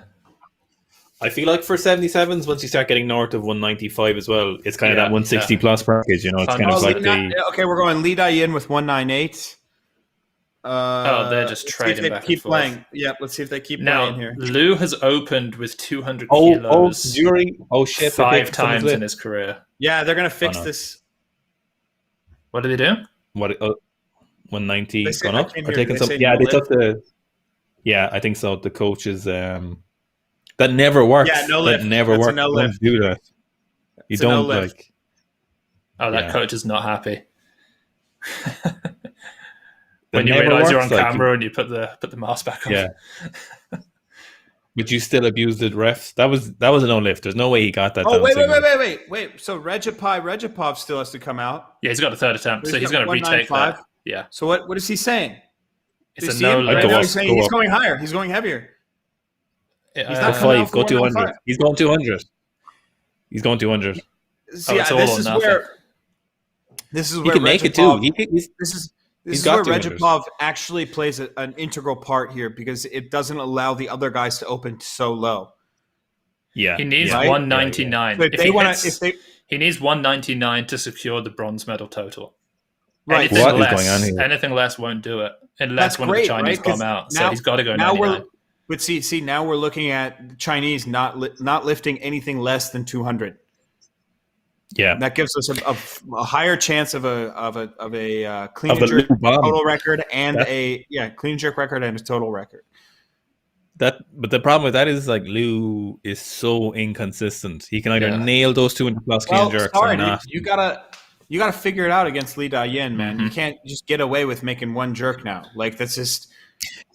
You know, at this stage of his career too, though, I feel like, again, like those 170s, he probably can take multiple attempts at 200 plus and be like, oh, yeah, okay, I missed that one, but I know to get the next one. I feel like I give the benefit of the doubt for that kind of thing. So Lou has clean and jerked 200 kilos or more 12 times internationally. And he's opened at 200 kilos 4 times, and he's opened over 200 kilos once. But he's also missed 1, 2, 3... he's only missed his opening clean and jerk 3 times. Only missed it. Yeah. You should be missing none of those. And I mean, he's a current world record holder in the clean and jerk total. But this is just screwing with the warm-up attempts now. Like, how long are they waiting in the back room? This sort of stuff sucks. Yeah. Like, Liu Xiaojun was walking out. He was ready to go. And now he's waiting for 5 minutes. Yeah, but Seb, I think it's different in the clean and jerk. It's definitely different, yeah. Like you can rest a little bit longer, and I was saying yesterday, his shoulder bounces a little bit. You know, I don't think there's a problem with the jerk. To me, I think it's just a down signal. The quick drop. Oh, just give it to him and let him take a third. Oh, Lee Dayin 198. It now says on the scoreboard. Yeah, it looks like they've not given it to him, and they've gone up. So that screwed him over. The coaches aren't leaving. I don't know what's going to happen. Sir, the mask goes around the nose. Yeah, he's not happy. It's a no lift because the coach had his mask down below his nose. I see, but like that is a no lift. He definitely dropped that too early. Like that definitely wasn't in control. Like just get over it. Yeah, where's my mask? Yeah, a lot of exposed noses. I gotta get my mask, guys. All right, you do that. What would you bet when Zack comes back, he'll have his mask on, but he'll have his nose out? I'm going to say 102%. Yeah. 100%. Okay, so it says 198 now with Lee Dayin. Find a mask, but I have a Grip Genie shirt that Juji gave me. Oh, nice. Okay, Lee Dayin's coming out at 198 for his opening attempt. So that means Lou will open at 200. Because 199 wouldn't give him the lead. So Lou's going to open at 200 after this. I think we'll see 98 from Lee Dayin, then the other guy will come out with 199 because that will then give him Regipov 199 to sneak the bronze medal total, and then Lou will come out at 200. My favorite lift from Dayin is a 215 kilo hang clean he did, or is it 214 or 215? 215, like it's like from the hip though, basically. Like so Regipov. Sorry guys, I was doing a skit, but Regipov decided to go heavier, or was that his final attempt? No, he's going to go up and take 99, I imagine, to secure the bronze. Straight after this opener from Li Dayin. Li Dayin is going to pump this, dude. Such a huge pull. Little step out again. I can't wait to see him. But he did this with his 206. At 206, he took a step forward and still made it. Oh my god! Oh no, that took it out of him. He's not happy with that. This is what happened. I was actually said. Yes, I was just going to say that to you. You were counting him and making this but there is like woo. Yeah. Oh man. This happened with our boy Xiaojun. His first clean was sketchy, and his first jerk was even sketchier. But he made it. And then he came back, and his second attempt, he absolutely pumped. Mm-hmm. So, but it's not even if he comes back and make this. I think he'll definitely come back and make this. It's that he's given up a whole attempt to Lou, and he's not consistent like Lou. Lou's not the most consistent, but like Lou can go up on his second attempt even if he misses. Yeah, like he did in the snatch. So he's going to be fine. He's going to be fine. Bad boy Lou doesn't need 3 attempts. He only needs 1. So Li Dayin has totaled 7 times during the qualifying period, and in those he's clean and jerked 204, 204, 195, 206, 202. A lot of people in the comments are talking about injuries and stuff like that, but that I feel like we're seeing too much of that out of China. The wincing, the grasping at their back. There is a lot of people got so mad at me for saying Lou faked that injury, the back injury in 2019. No, he didn't. You don't even know that, bro. Listen, Owen, he didn't fake it, but he did embellish it. He did embellish it. Yeah, he definitely did. Yeah, I don't know if he did. I don't know why you think that. No, because he walked away after I'll tell you why he faked it, because he clean and jerked 207 kilos. That's what Xiaojun had put together a world record total yesterday and winced every single rep. It's not what did Lou gain from faking that? He didn't get extra time. If they're and also he turned up a month later. He turned up a month later to the Trampoline 210 and he pulled out because his back was in pain. Oh wait, here we go. 198. Let's watch this first. I think he smokes it. Yeah, I think he smokes it. It's an enormous pull. Ooh. Tougher stand. And he's a bit twitchy. Man. Hold it. Oh no. We're looking at Yan Chen Fei 2.0 here. Yeah. Same thing. I still think he can make this. I don't think it's as bad as Yuan Cheng Fei. I think he can make this. Don't be the guy that sets the snatch world record then bombs out. Don't be that. Liu Xiaojun hasn't even come out yet. Oh, dude, listen, if Regipov makes this lift, he's a legend. Mm-hmm. He's a legend. Straight up. He is a legend. And I'm pulling for it because that lift, if Regipov makes this, he shouldn't make it. By all accounts, he should not make this lift. But if he does, he's a I was going 198. Why is he doing 198? Let's go. This makes no sense. No, because he's just looking for a medal, I'd assume. Yeah, and he had to bump up because... Oh, yes. No, 198 is the correct number. This gives him a 354 total. Oh, he's down. This has been an absolute bloodbath of a session. That was a carotid artery punch right there. Yeah.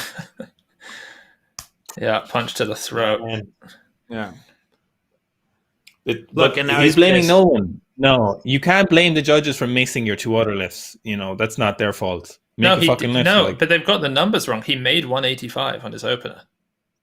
Oh, it said he missed. I know it said he missed it. And then it said he did 198 in a second, which also isn't true. He did 195. So I think the scoreboard, they've got it wrong. Yeah. I think we've got it right. But that 185 was no lift, though. Yeah, that was a no lift because he didn't get the down signal at all. There was no beep. Look how jacked Liu Xiaojun looks. So jacked. We'll see how jacked his squat jerk is, guys. Just could you imagine one for the history books where we have 6 missed lifts in a row? Mm-hmm. Wait, or sorry, 7 missed lifts in a row here. Why are they zooming in at an angle like this is a parody? Lee Dayin bombs. Lou goes up and bombs all 3. Lou could still bomb that. Like Lou could still bomb though. If Lou hits 205, he hits a new world record in the total. 2015. I was there. Yeah, you saw it. Yeah, that was a bloodbath for China. Right. People were starting to think that was a conspiracy. Him missing 193 times in a row. The problem with least clean is you don't get a lot of advantage by over pulling a bar and catching it really high. It just makes it harder to catch a bounce. You know, like that's why he's clean. Yeah. Okay, here we go. Third attempt. That's his best clean yet. This to put up a total. Oh my word! He's out of the game. He's left it open. His Tokyo dreams are certainly over. You just can't believe that Team China's going to select this guy over Lou. No, you can't do it. Is he limping? No, I mean this is all. If he is, it's. I mean, you don't miss 198 and not limp a little bit. Like, it's just a big weight to have on your shoulders. Like, you're always going to walk off a little bit like that. But there, there's people in the chat. They're saying, he it looked a little bit off after his last snatch.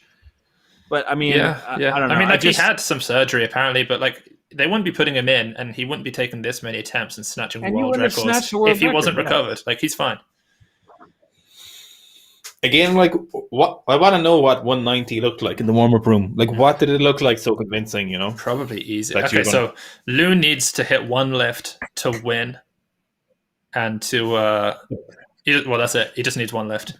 Yeah, but he's going to follow himself. But the worst part, do you think if he hits this, he just bows out? If he smashes it, obviously go up. But I think we're looking at 2 attempts maximum. Yeah, he might jump to 205 for the world record total. Just to get another government bonus for it. Oh, nice clean. Yeah, easy clean. Let's go, Lou. Hold it. Let's come on. Up with it. I've never seen him take a lateral step on the stand up of a jerk. Let's go. That is a clutch jerk. I mean, we're looking at one of the absolute godfathers of the sport. He really is a legend of this game. But anyone else, like, we've been like, oh, he's going to make his first clean jerk, but with Lou, we're like, he might not make this. He might not. Else, Uh-huh. All right, that doesn't look like he's much more in the jerk.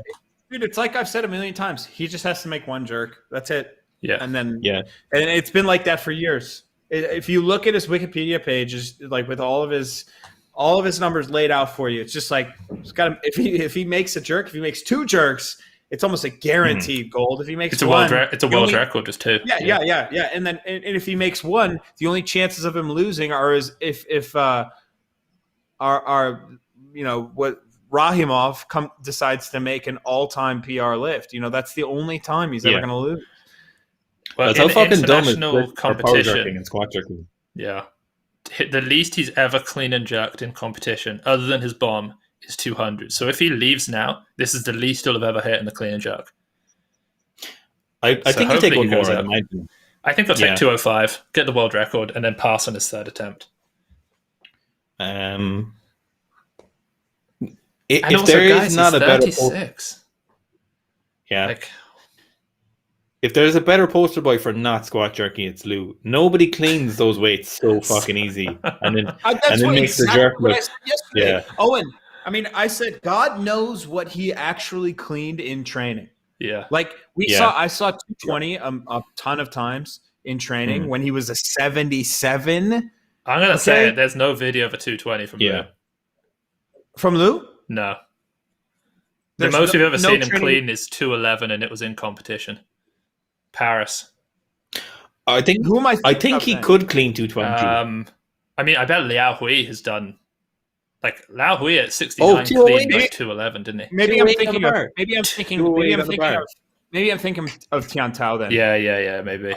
So but I would say, I would. Okay, you know what? I think I've speculated that Lou's cleaned 220 in training. I bet he could. I bet he could. Yeah. Okay, guys, Lou is literally running for 208 kilos for a new world record in the clean and jerk and total. For me, this is a bad idea. This is too risky. Can I say this less will than also 100 days be for the Olympics.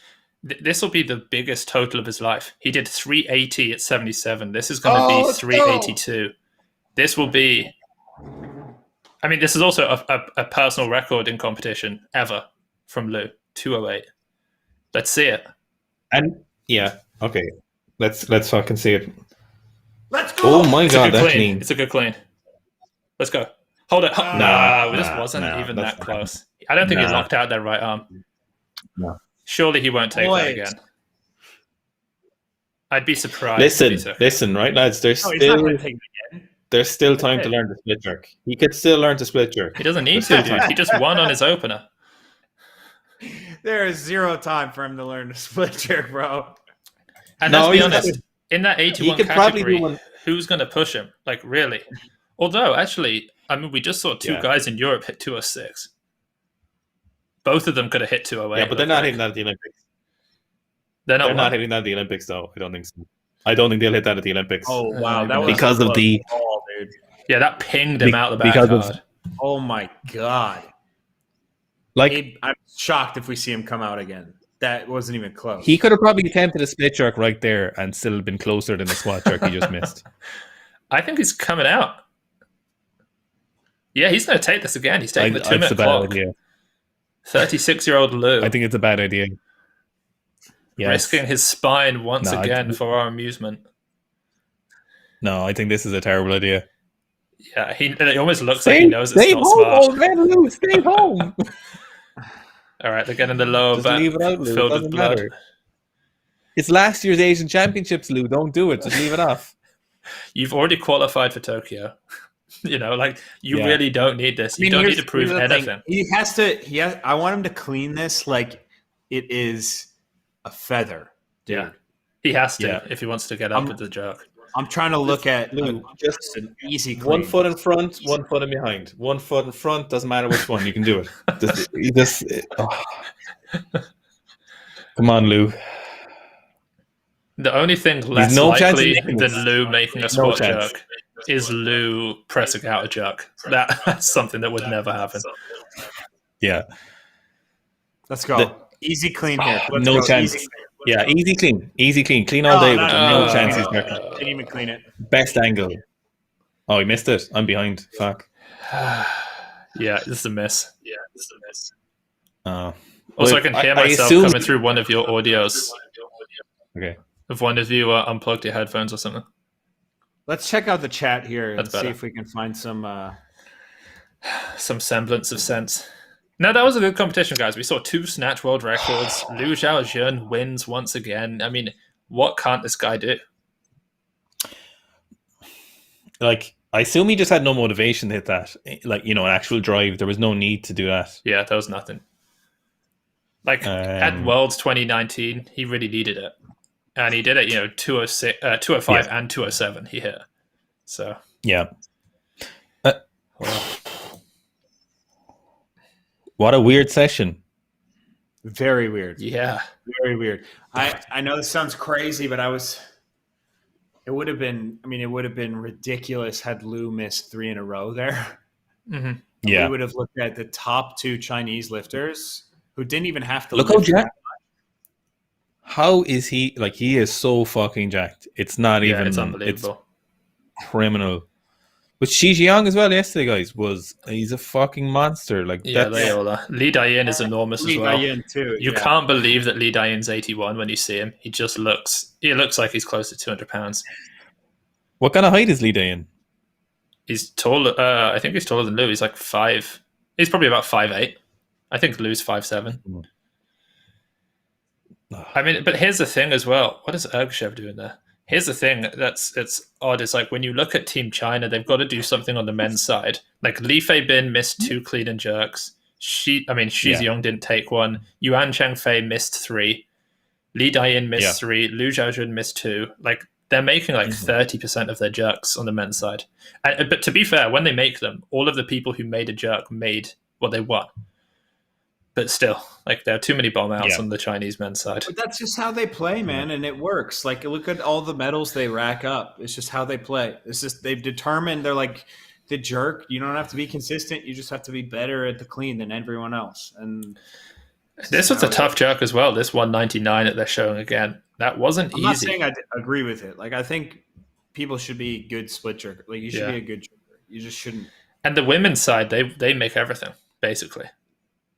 Yeah. And like you can argue that it's just a little bit less competitive for the Chinese women, so they don't maybe have to push quite as much, and that's why they win. But the Chinese women are the best. Lads, listen a second now. Okay. Wait till the drug test comes back for Ludo. That's all that matters right here. Wait, say that again. I was reading a comment. No, I'm joking. I said wait till the drug test comes back. I'm joking. No. Chinese Weightlifting Association sponsor this competition. They sponsor it. One of the sponsors is the Chinese Weightlifting Association. Really? Yeah, it's on the back. It's CWA, Chinese Weightlifting Association. It's not there, but it's in the back room. That's surely that's a conflict of interest. Yeah, you'd think. I mean, it's all conflict of interest. They're not going to have like people don't understand. Like USADA is like the enemy of like there is zero affiliation with USADA and USA Weightlifting. Like it's just they walk in, they're like, we don't work for anyone but like this thing. Whereas like, can you imagine some sort of out of competition guy showing up to like Liu Xiaojun's and being like, we're collecting your piss, and then it's going to go to the exact same government that's sponsoring you and giving you the drugs. It's just, it doesn't seem like. And the same thing happens in the UK and Germany and Japan and these countries where it's just like you can't pull the same shit off. But that's just a fact. That's not like. I really don't want people to misconstrue me for being like America's clean. It's like those are two different arguments and two different things entirely. So, yeah, I mean, it happens in weightlifting. I certainly see that. I'm sure there are sports in the UK. I mean, I know you're not saying this. We spoke about this earlier as well, but there are sports in the UK, I'm sure, where it's not like that, and they can't get drug tested properly. The distance runner, Mo Farah. Yeah, that was amazing. One, right? Yeah, sensational. Our rowing team is amazing. I think whenever you see a team that is. Same with our cyclists. Whenever you see a team that is the best in the world, you have to ask the questions, or at least consider them. But like UK are like top 3 in medal counts in the last Olympics. Like there's both GB of your countries. Often number 3. Yeah, GB and USA, you're filthy, just dirty countries. USA 1, China 2, UK 3. That's how it tends to be. Yeah. I mean, I'm not going to argue against that. No. Yeah, it's crazy. It disgusts me really, to be honest. Oh, come on. You've got 2 Irish lads who row who did pretty well. I think they took home a gold in 2016. Don't you fucking dare, Pep. Don't you fucking dare. Those guys are amazing. I love them. No, it's boxing, horses, and rowing. That's all we have. Is that it? Pretty much for Olympic sports. Boxing's not great at the moment. Bit of lads. Actually, guys, if ye think that weightlifting is corrupt, boxing is just not even funny. It's criminal. The previous president of the World Boxing Association, he was wanted for like kidnapping charges. He was wanted for like extortion. He couldn't go to a load of countries. He couldn't go to countries. He couldn't go to like he couldn't go to countries and competitions because he was wanted in so many different countries for so many different crimes that they couldn't let him in. It's just insane. You think weightlifting is bad? Oh no, I know boxing is horrible. It's horrifying. Yeah. Look, there's always someone worse, so we're not that bad. Anything that's led up to judgment and has like a lot of betting and money involved like that. It's all about promotion too, which is weird. It's a sport that's it's about matchups, whereas sold on personality and selling a fight before it happens. Exactly. So if you think about you have the ability to sway the audience before it even happens. Whereas in other individual sports that are even, offense, defense sports. So we're talking about like tennis, wrestling. Those are one-on-one with, people are going after it against each other. There's no matchup building really there. No. And from a revenue standpoint, it's not the same. So you're not going to see that same level of corruption. But there's judgment at the end of it. Like the judges score, and it's like, God, they paid off the judges. They paid off. If a promotion is holding the event and their fighter is in the event, like, it makes sense, right? So, I mean, the fact that I know he's not a boxer, but the fact that Ben Askren got his best ever payday the other day, it just goes to show that like it's so much in the setup and the promotion and just building the hype before than it is anything else. Like it's the hype that does it. It's the hype that sells the fight. Yeah, I think to me though, the only thing where doping is truly egregious is combat sports. I think that is truly like that is one of the worst things you can do. I think I think it's horrific. Like I think it's terrible. Yeah, if you kill someone and you're on drugs, which you could do in a fight, you can kill someone. That's where it becomes like that's where jail time becomes a real possibility. Jiu-jitsu is safe from that perspective, right? Like you can't. I can see. You can injure them. You can injure them badly, but it is littered with drug use. Like really insane. Jiu-jitsu, Jiu-jitsu, insane, bro. Mm-hmm. Like.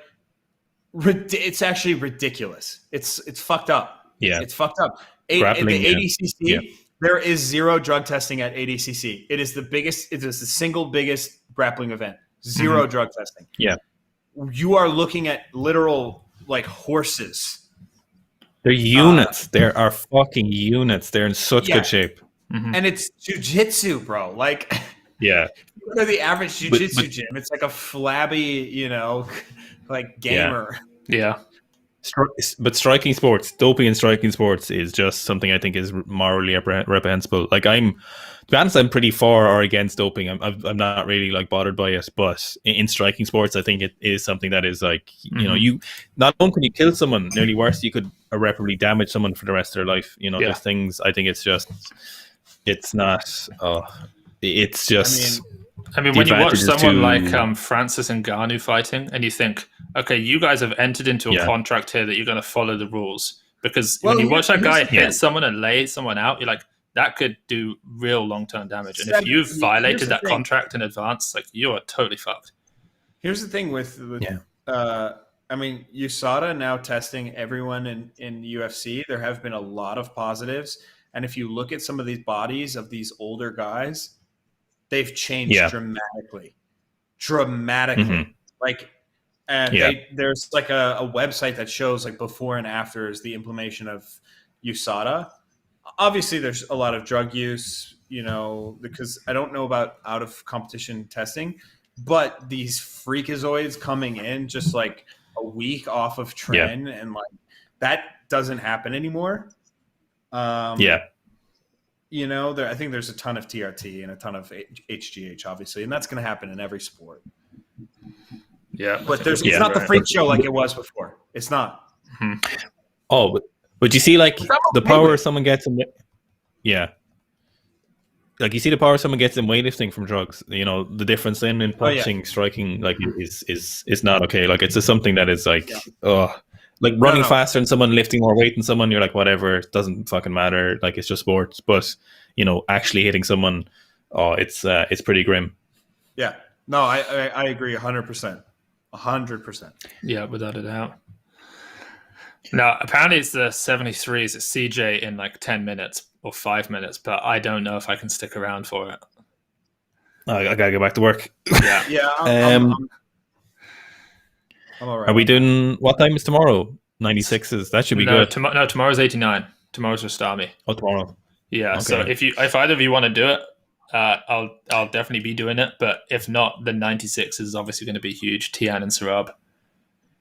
I won't be able to tomorrow. I think okay. Friday I definitely can. Yeah, Friday 3, isn't it? Yeah, Friday 3 p.m. is 96s. Tomorrow 3 p.m. is 89s. And then Mezzo's at 9 a.m. our time, Zach. That's 3 a.m. your time. So you probably won't be able to do that on the Saturday. Zach, you can do it. Come on, Zach, you can do it. Wait, Saturday? So like late Friday night, Saturday morning, 3 a.m. That's when Mezzo's on. I actually am going to be waking up for a flight like at 5 a.m. So where, the UK? No, I'm going to Chicago on. Okay. Would you say Saturday for me at 3 a.m.? Yeah. That'd be so funny, man. That would be so fucking funny. Just join in from the flight. Yeah, no, because I would be awake, and then right after the stream, I'd just hop on. Okay, we could do it. Yeah, but I don't think that's going to happen. I think I'm going to enjoy those 2 hours of sleep. That's fair enough. I think you guys got it. Yeah, we'll be fine. So what is that? That's the 102s or the 102? Yeah, 102. And then I've got Sergey Putsov coming on for the 109s, which will be fun. Oh, nice. What I'd love to do, I don't know if this is possible, but for the Olympics, I think it would be so fun if we could all be in the same place and just, I bet we would have so many people tuning in for something like the Olympics, just do the whole commentary team. You know, just sat there at a nice desk with a big screen, having a few drinks and what I think that'd be so much fun. I don't know if it's possible, but you never know.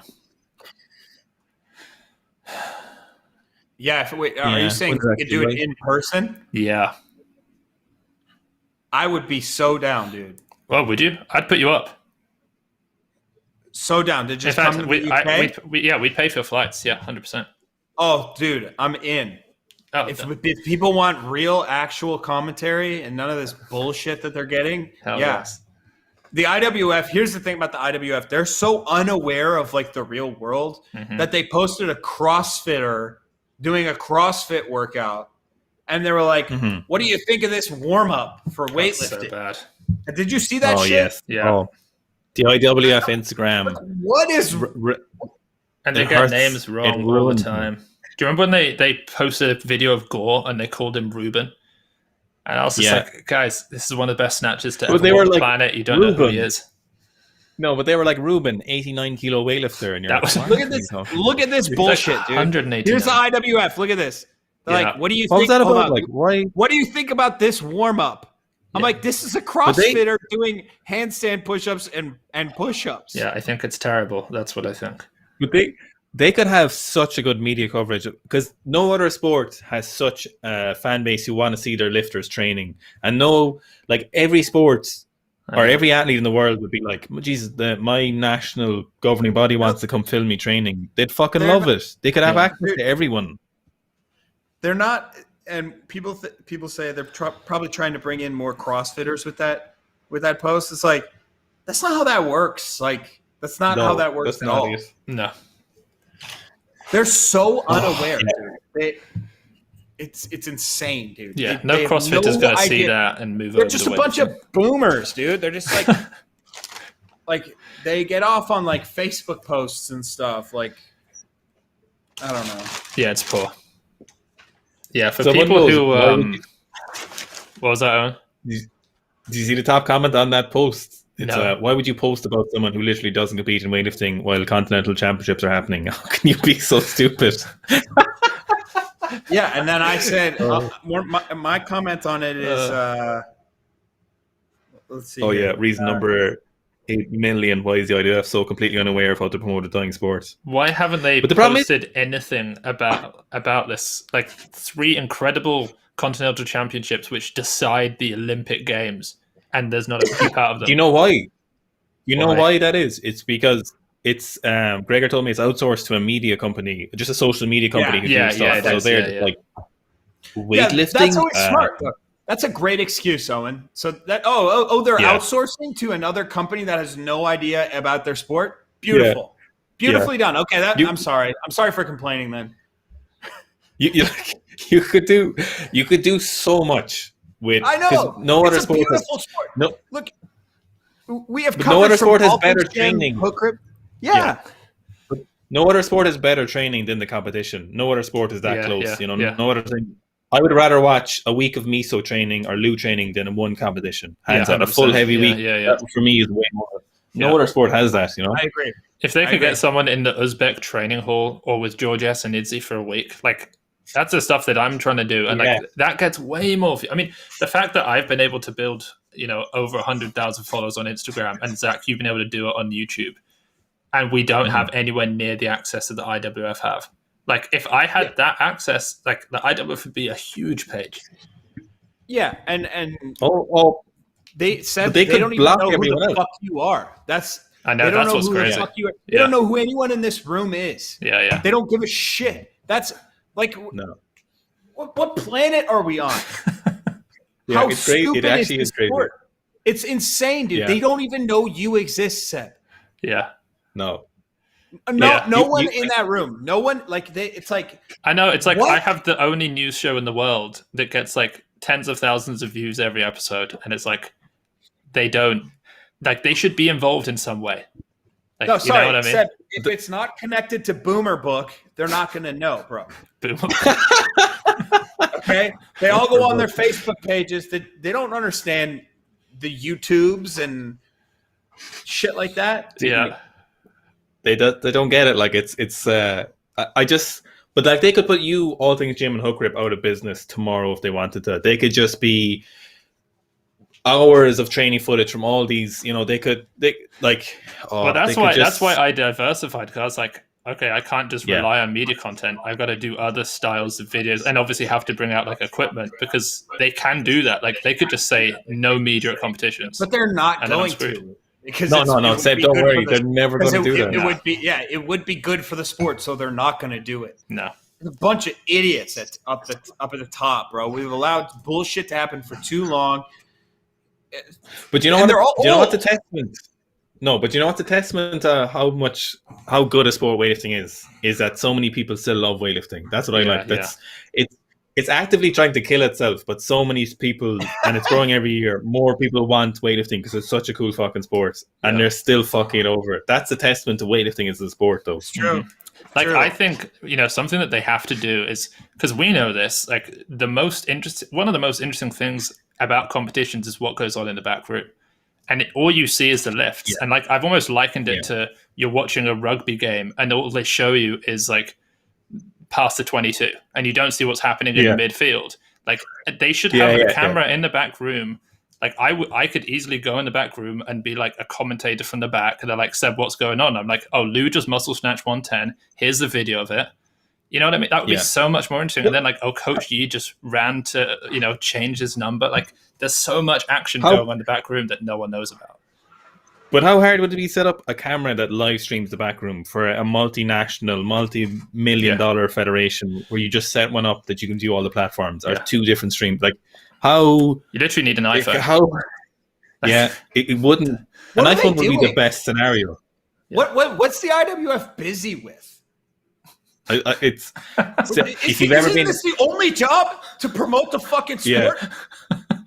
If you go to I was trying to be like sarcastic, Seb, and be like, hey, like they're too busy doing. I was trying to make a joke, like they're too busy worrying about something. I don't even know what the fuck they're worrying about. The only thing to worry about in your federation is to promote the fucking sport. When you go to international competitions, you just see them. You see them all there. There's this like 75 plus. Yeah. Everyone's kind of got a beer belly. Just getting like everyone's wearing a 3-piece suit. Everyone's wearing a 3-piece suit. 9 o'clock in the morning, 10 o'clock at night. Just sitting there. They don't even like each other. The worst part is they don't like each other. None of them like each other. That's the worst part. They all hate talking to each other. I just saw, I didn't even know who it was. I just literally just looked over and walked straight past, and someone said, he owns this sport. He runs it. Oh, it's crazy. Owen, when we go to these events, I want to hold like a microphone and just be like, so I see you're wearing this IWF sport coat here. What is it you do? 24/7. Well, I'm like the third like marshal in the back. I'm like, cool. What else? They're like, I make sure that this is going on. Like, okay, well, what do you do when this competition is over? I fake accounts for IAN so that money can get laundered. Like, that's what they do. But the best thing is they don't like each other. They don't like talking to each other. You should see them interacting. They're like really like curt with each other, and then like laugh at each other when they walk away and stuff. They like it's just this sport's. It's the best sport in the world, but it's the worst sport in the world. Like it's the worst organization. Like I love weightlifting. I don't even compete anymore. I love weightlifting, but it's just you have to laugh at it because you just can't take it seriously because it'll just go crazy. Like you can't. You know why? It's just there's no young people that like honestly like listen if. Do you want that job? Do you got us three? I feel like us three could do a really good job. Oh, I've thought about it before. I thought because actually a lot of people know us. if we put in a petition and actually was like, we're genuinely running for something in the IWF, I'm sure one of us would get in. Give me the IWF jacket. I'll wear them. No, but it can't just be one. Listen, it can't just be one person. Because here's the thing: if any of us were to be like elected in a position, it'd be one young person with a bunch of 75-year-olds. I'd be so corrupt. And we're gonna. I'd be so corrupt. Yeah, Owen would be corrupt. So I take all the bribes. No problem. I would keep an eye on Owen. I would keep a real eye on Owen. You think you see doping now, lad? Do you think you see doping right now? Wait till you see the Irish national team in 10 years if I was in charge. Oh God. But for real, if they can't just bring in one of us, they'd have to bring in like a group of young people to at least do something, man. I don't think it's that hard to run an Instagram account, but apparently it's fucking impossible. No. But they can pay 70 people to wear IWF official jackets and walk around with like consistently dabbing up their sweat. They're always sweating. I don't know why. They're always sweating. They're always sweating. They're always sweating. But you know, lads, you know what would... They're always struggling to get in and out of chairs. Always. Always trying to get in and out of a chair. Yeah, absolutely. But you know what would work is 50 corrupt young people instead of 50, 80-year-olds who are corrupt. Like, even if you had 50, 30-year-olds who are corrupt, that would still improve everything. Because they'd be like, oh, YouTube, let's just YouTube this. You know, we can make money off advertising. It's true. It would just work if they weren't that old and still corrupt. Like, that's how bad it is. Someone in the comments said Seeker Stan suddenly holds all the world records. I think, what are we... listen, if you ever see me get in a position of power... Yeah. We're going to start a federation. Seeker Stan Federation. What's the rule set going to be? Are we going to have 24-hour weigh-ins? And then we're going to just do like... Yeah, it's mandatory to wear Seeker strength clothing. In competition... testing is optional. I mean, I've often thought, like, what about if you get a 2-month ban if you decide to not take a test, but all of your results are valid. and the competitions are only every 2 months. Yeah, you could do something that's like you have a minute once you get out on the platform. But you can attempt it as many times as you want in that minute. So if you have a minute to snatch 150, you go straight out, and if you miss it, you stand back for 50 seconds. What is this? John North's AWF? Oh, yeah. The All World Weightlifting Federation. Bro, that shit was so attempts funny. allowed. That shit was so funny. They were good vlogs. I loved watching them. Him and Bros and Pat. Like, that was a good time. But, it's not easy to run a new federation. Maybe we should try it. Yeah, especially with that brain trust at the helm. Brain trust? Yeah, it's a term. Is it? I never heard of it. It must be a US thing. I'm being toxic asshole. I actually love John North. Never met John Bros. Actually, one time he copyright struck me for like a legit strike for using a Pat Mendez squat video. Yeah, he's been hot on that. Yeah, 3 seconds of it. Yeah, he is hot on that. I actually messaged him. I was like, hey, man, you didn't have to copyright strike me. Yeah. You understand the difference there? Yeah. You could have just claimed the copyright. Yeah. Because when you strike a channel, they only get 3 strikes, and then they're literally erased. Yeah. You could have just taken all the money that I would potentially make. Just letting you know. And he's like, little shit, I've been weightlifting longer than you've been alive. Like, just went full mad boomer on me. I'm just like, oh, sorry, man. Like, yeah, strike is bad because you can make a bit of money off a video, and like they could just have that money for themselves and everything would be okay. Or they just tell you, and you can literally just like edit it in YouTube Studio, just get rid of that 3 seconds. And like I don't know that striking happens really much at all anymore. I don't even know if it's an option. Yeah, I don't know. Take my money then, I guess. Yeah. But he protects that video of Pat squatting like it's the greatest thing on the internet. I mean, when I got into the sport, it's probably the same time as most of you, like 2011, 12, 13 kind of time. Like that was one of the only videos on the internet for weightlifting, and it was sick. You remember those days? It was great. I personally liked, as for motivation, was Pat Mendez getting busted for drugs 3 separate times, and then also bombing out of every single international meet he did. That really warmed that really got me going. Yeah. Yeah, he went from a 190 snatch in trading at 105, and then I think he bombed at 70 in Almaty. Yeah, that was a shame. Seriously, I can name the 3 most motivational videos. The Lou snatch from Poland. Mm-hmm. Amazing. Right? Was it Poland or was it Paris? Yeah, no, Poland 176. Yeah, 2013. Yep. And then the Lou snatch and then he did the squat jerk at, I don't know if it was like 204. 204. Yeah. And then the Klokov versus Akayev. Oh yeah. And then it was Almaty 105s. Kendrick Ferris, because this was before Almaty. Oh, the 211. Kendrick Ferris 211. Yeah. And those were the 3 videos, and they were all competition. Yeah. I did like training videos, obviously. I love the it was called like In Klokov We Trust. I used to love that video. I was lifting under 100 kilos in the snatch back in those days, and like I just loved that video. I think it was a guy called EMJ Fox who did some of the early weightlifting videos. So good.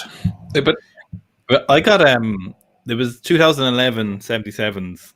Lou did a warm up at 160, and I downloaded the Eurosport video. It took like 19 hours to download the 2-hour video, and I clipped this 5-second clip of Lou doing 160. How many views did you get? Yeah, I got 100,000 views or something. Do you know how hard it is to get 100,000 views on a YouTube video at the moment in weightlifting? Like, it's not easy. Oh, stop. Yeah, you gotta have a hit. It's not like it used to be. What was my last one? Because there's a definite formula to it. Tell me. I need to know what the formula is. No, yeah, my last one was best Olympic weightlifter squats reaction. Yeah, that was a good video. That did really well because it's got you reacting.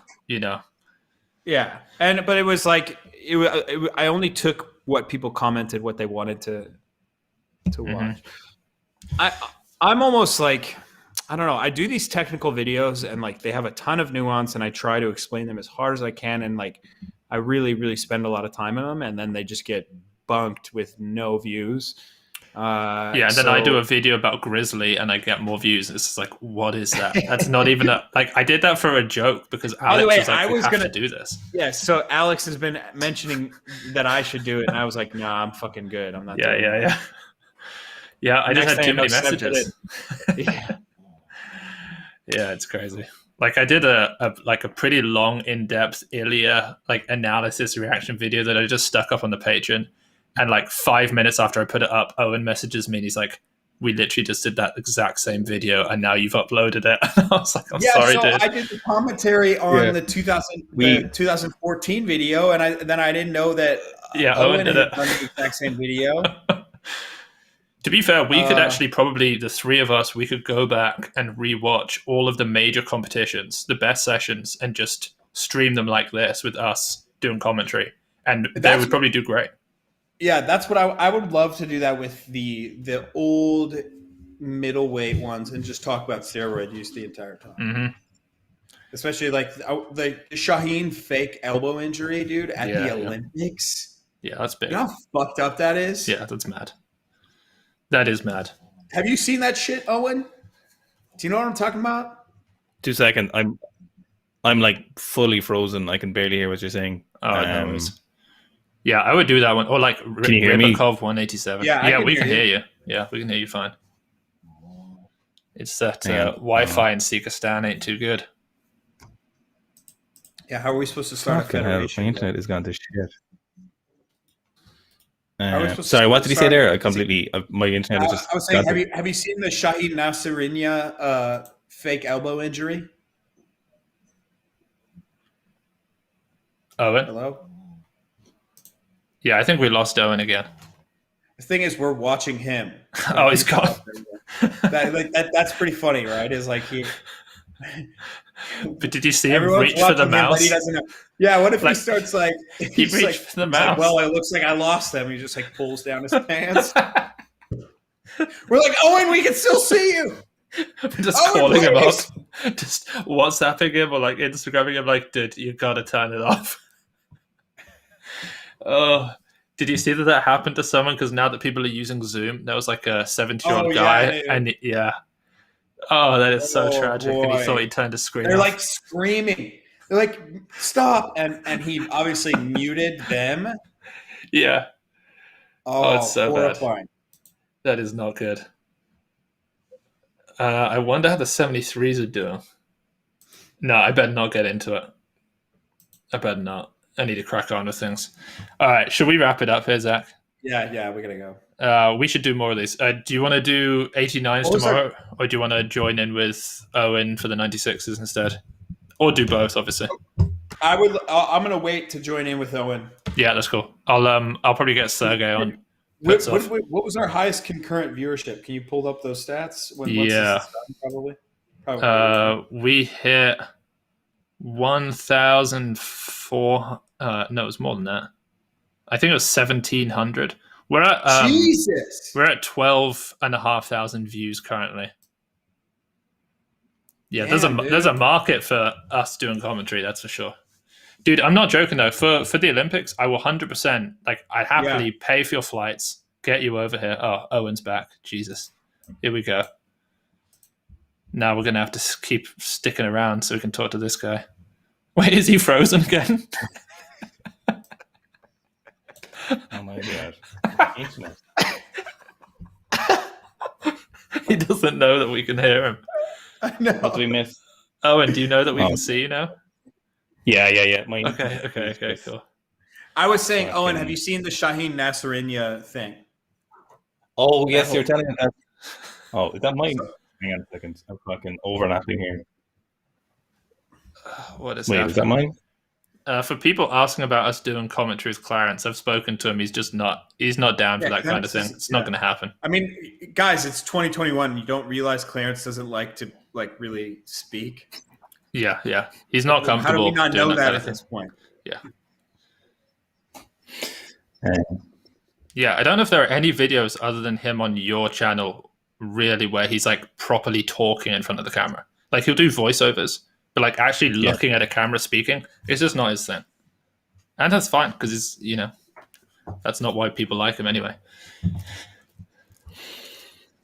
Owen, once again, we're talking about the Shaheen Nasrallah thing. So I did a video on that. Yeah, he didn't pay the money. The Greek Federation paid the money to Eoin, and Iran didn't. Yeah. And so his coach went up to him.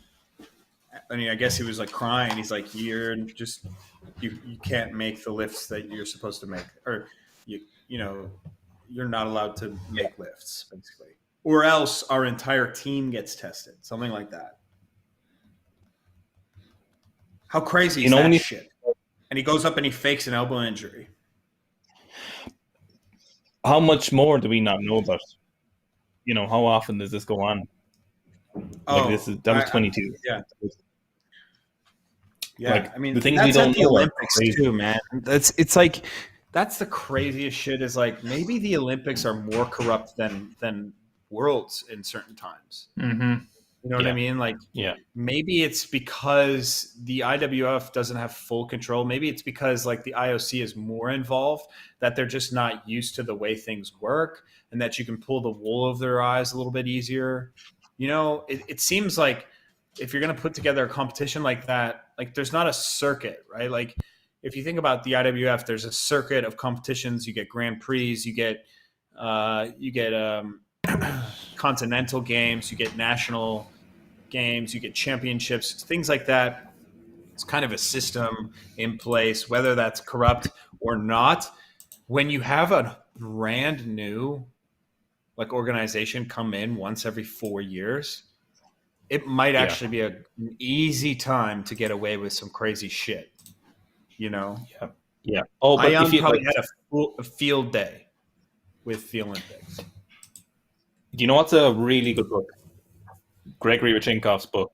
What's it called? Yeah, you did a review on that, didn't you? Yeah, it's like you would love it. UV would love it. Yeah, I'll have to read it. So fucking, you're just like. Have you read Faust's Gold? No, what is that? So here I'll find so Faust Gold is about the East. God, how do I forget this? It was East Germany, is it?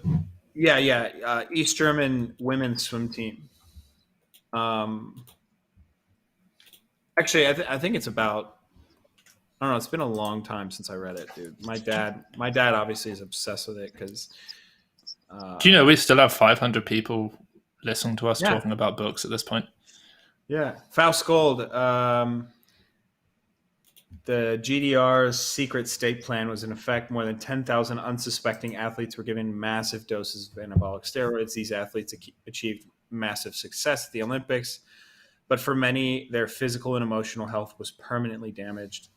This revised edition of Faust Gold draws on the revelations of criminal trials of GDR coaches, doctors, and officials who have now confessed to ruthless medical experiments.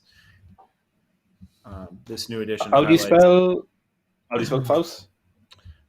Faust. Faust's Gold. I've seen we've all seen Doping for Goals, that documentary. Yeah. Mm-hmm. I assume that's a similar vein. So. Oh yeah. So people frequently bought the Rodchenkov affair with it. Is that the book you were talking about? Yeah, that's so it. Good. Yeah, definitely. Right. Highly recommend that. It's actually it's a good listen as well if you want to get an audible. Mm-hmm. Yeah, I'll definitely give it a read. Yeah, it's very good.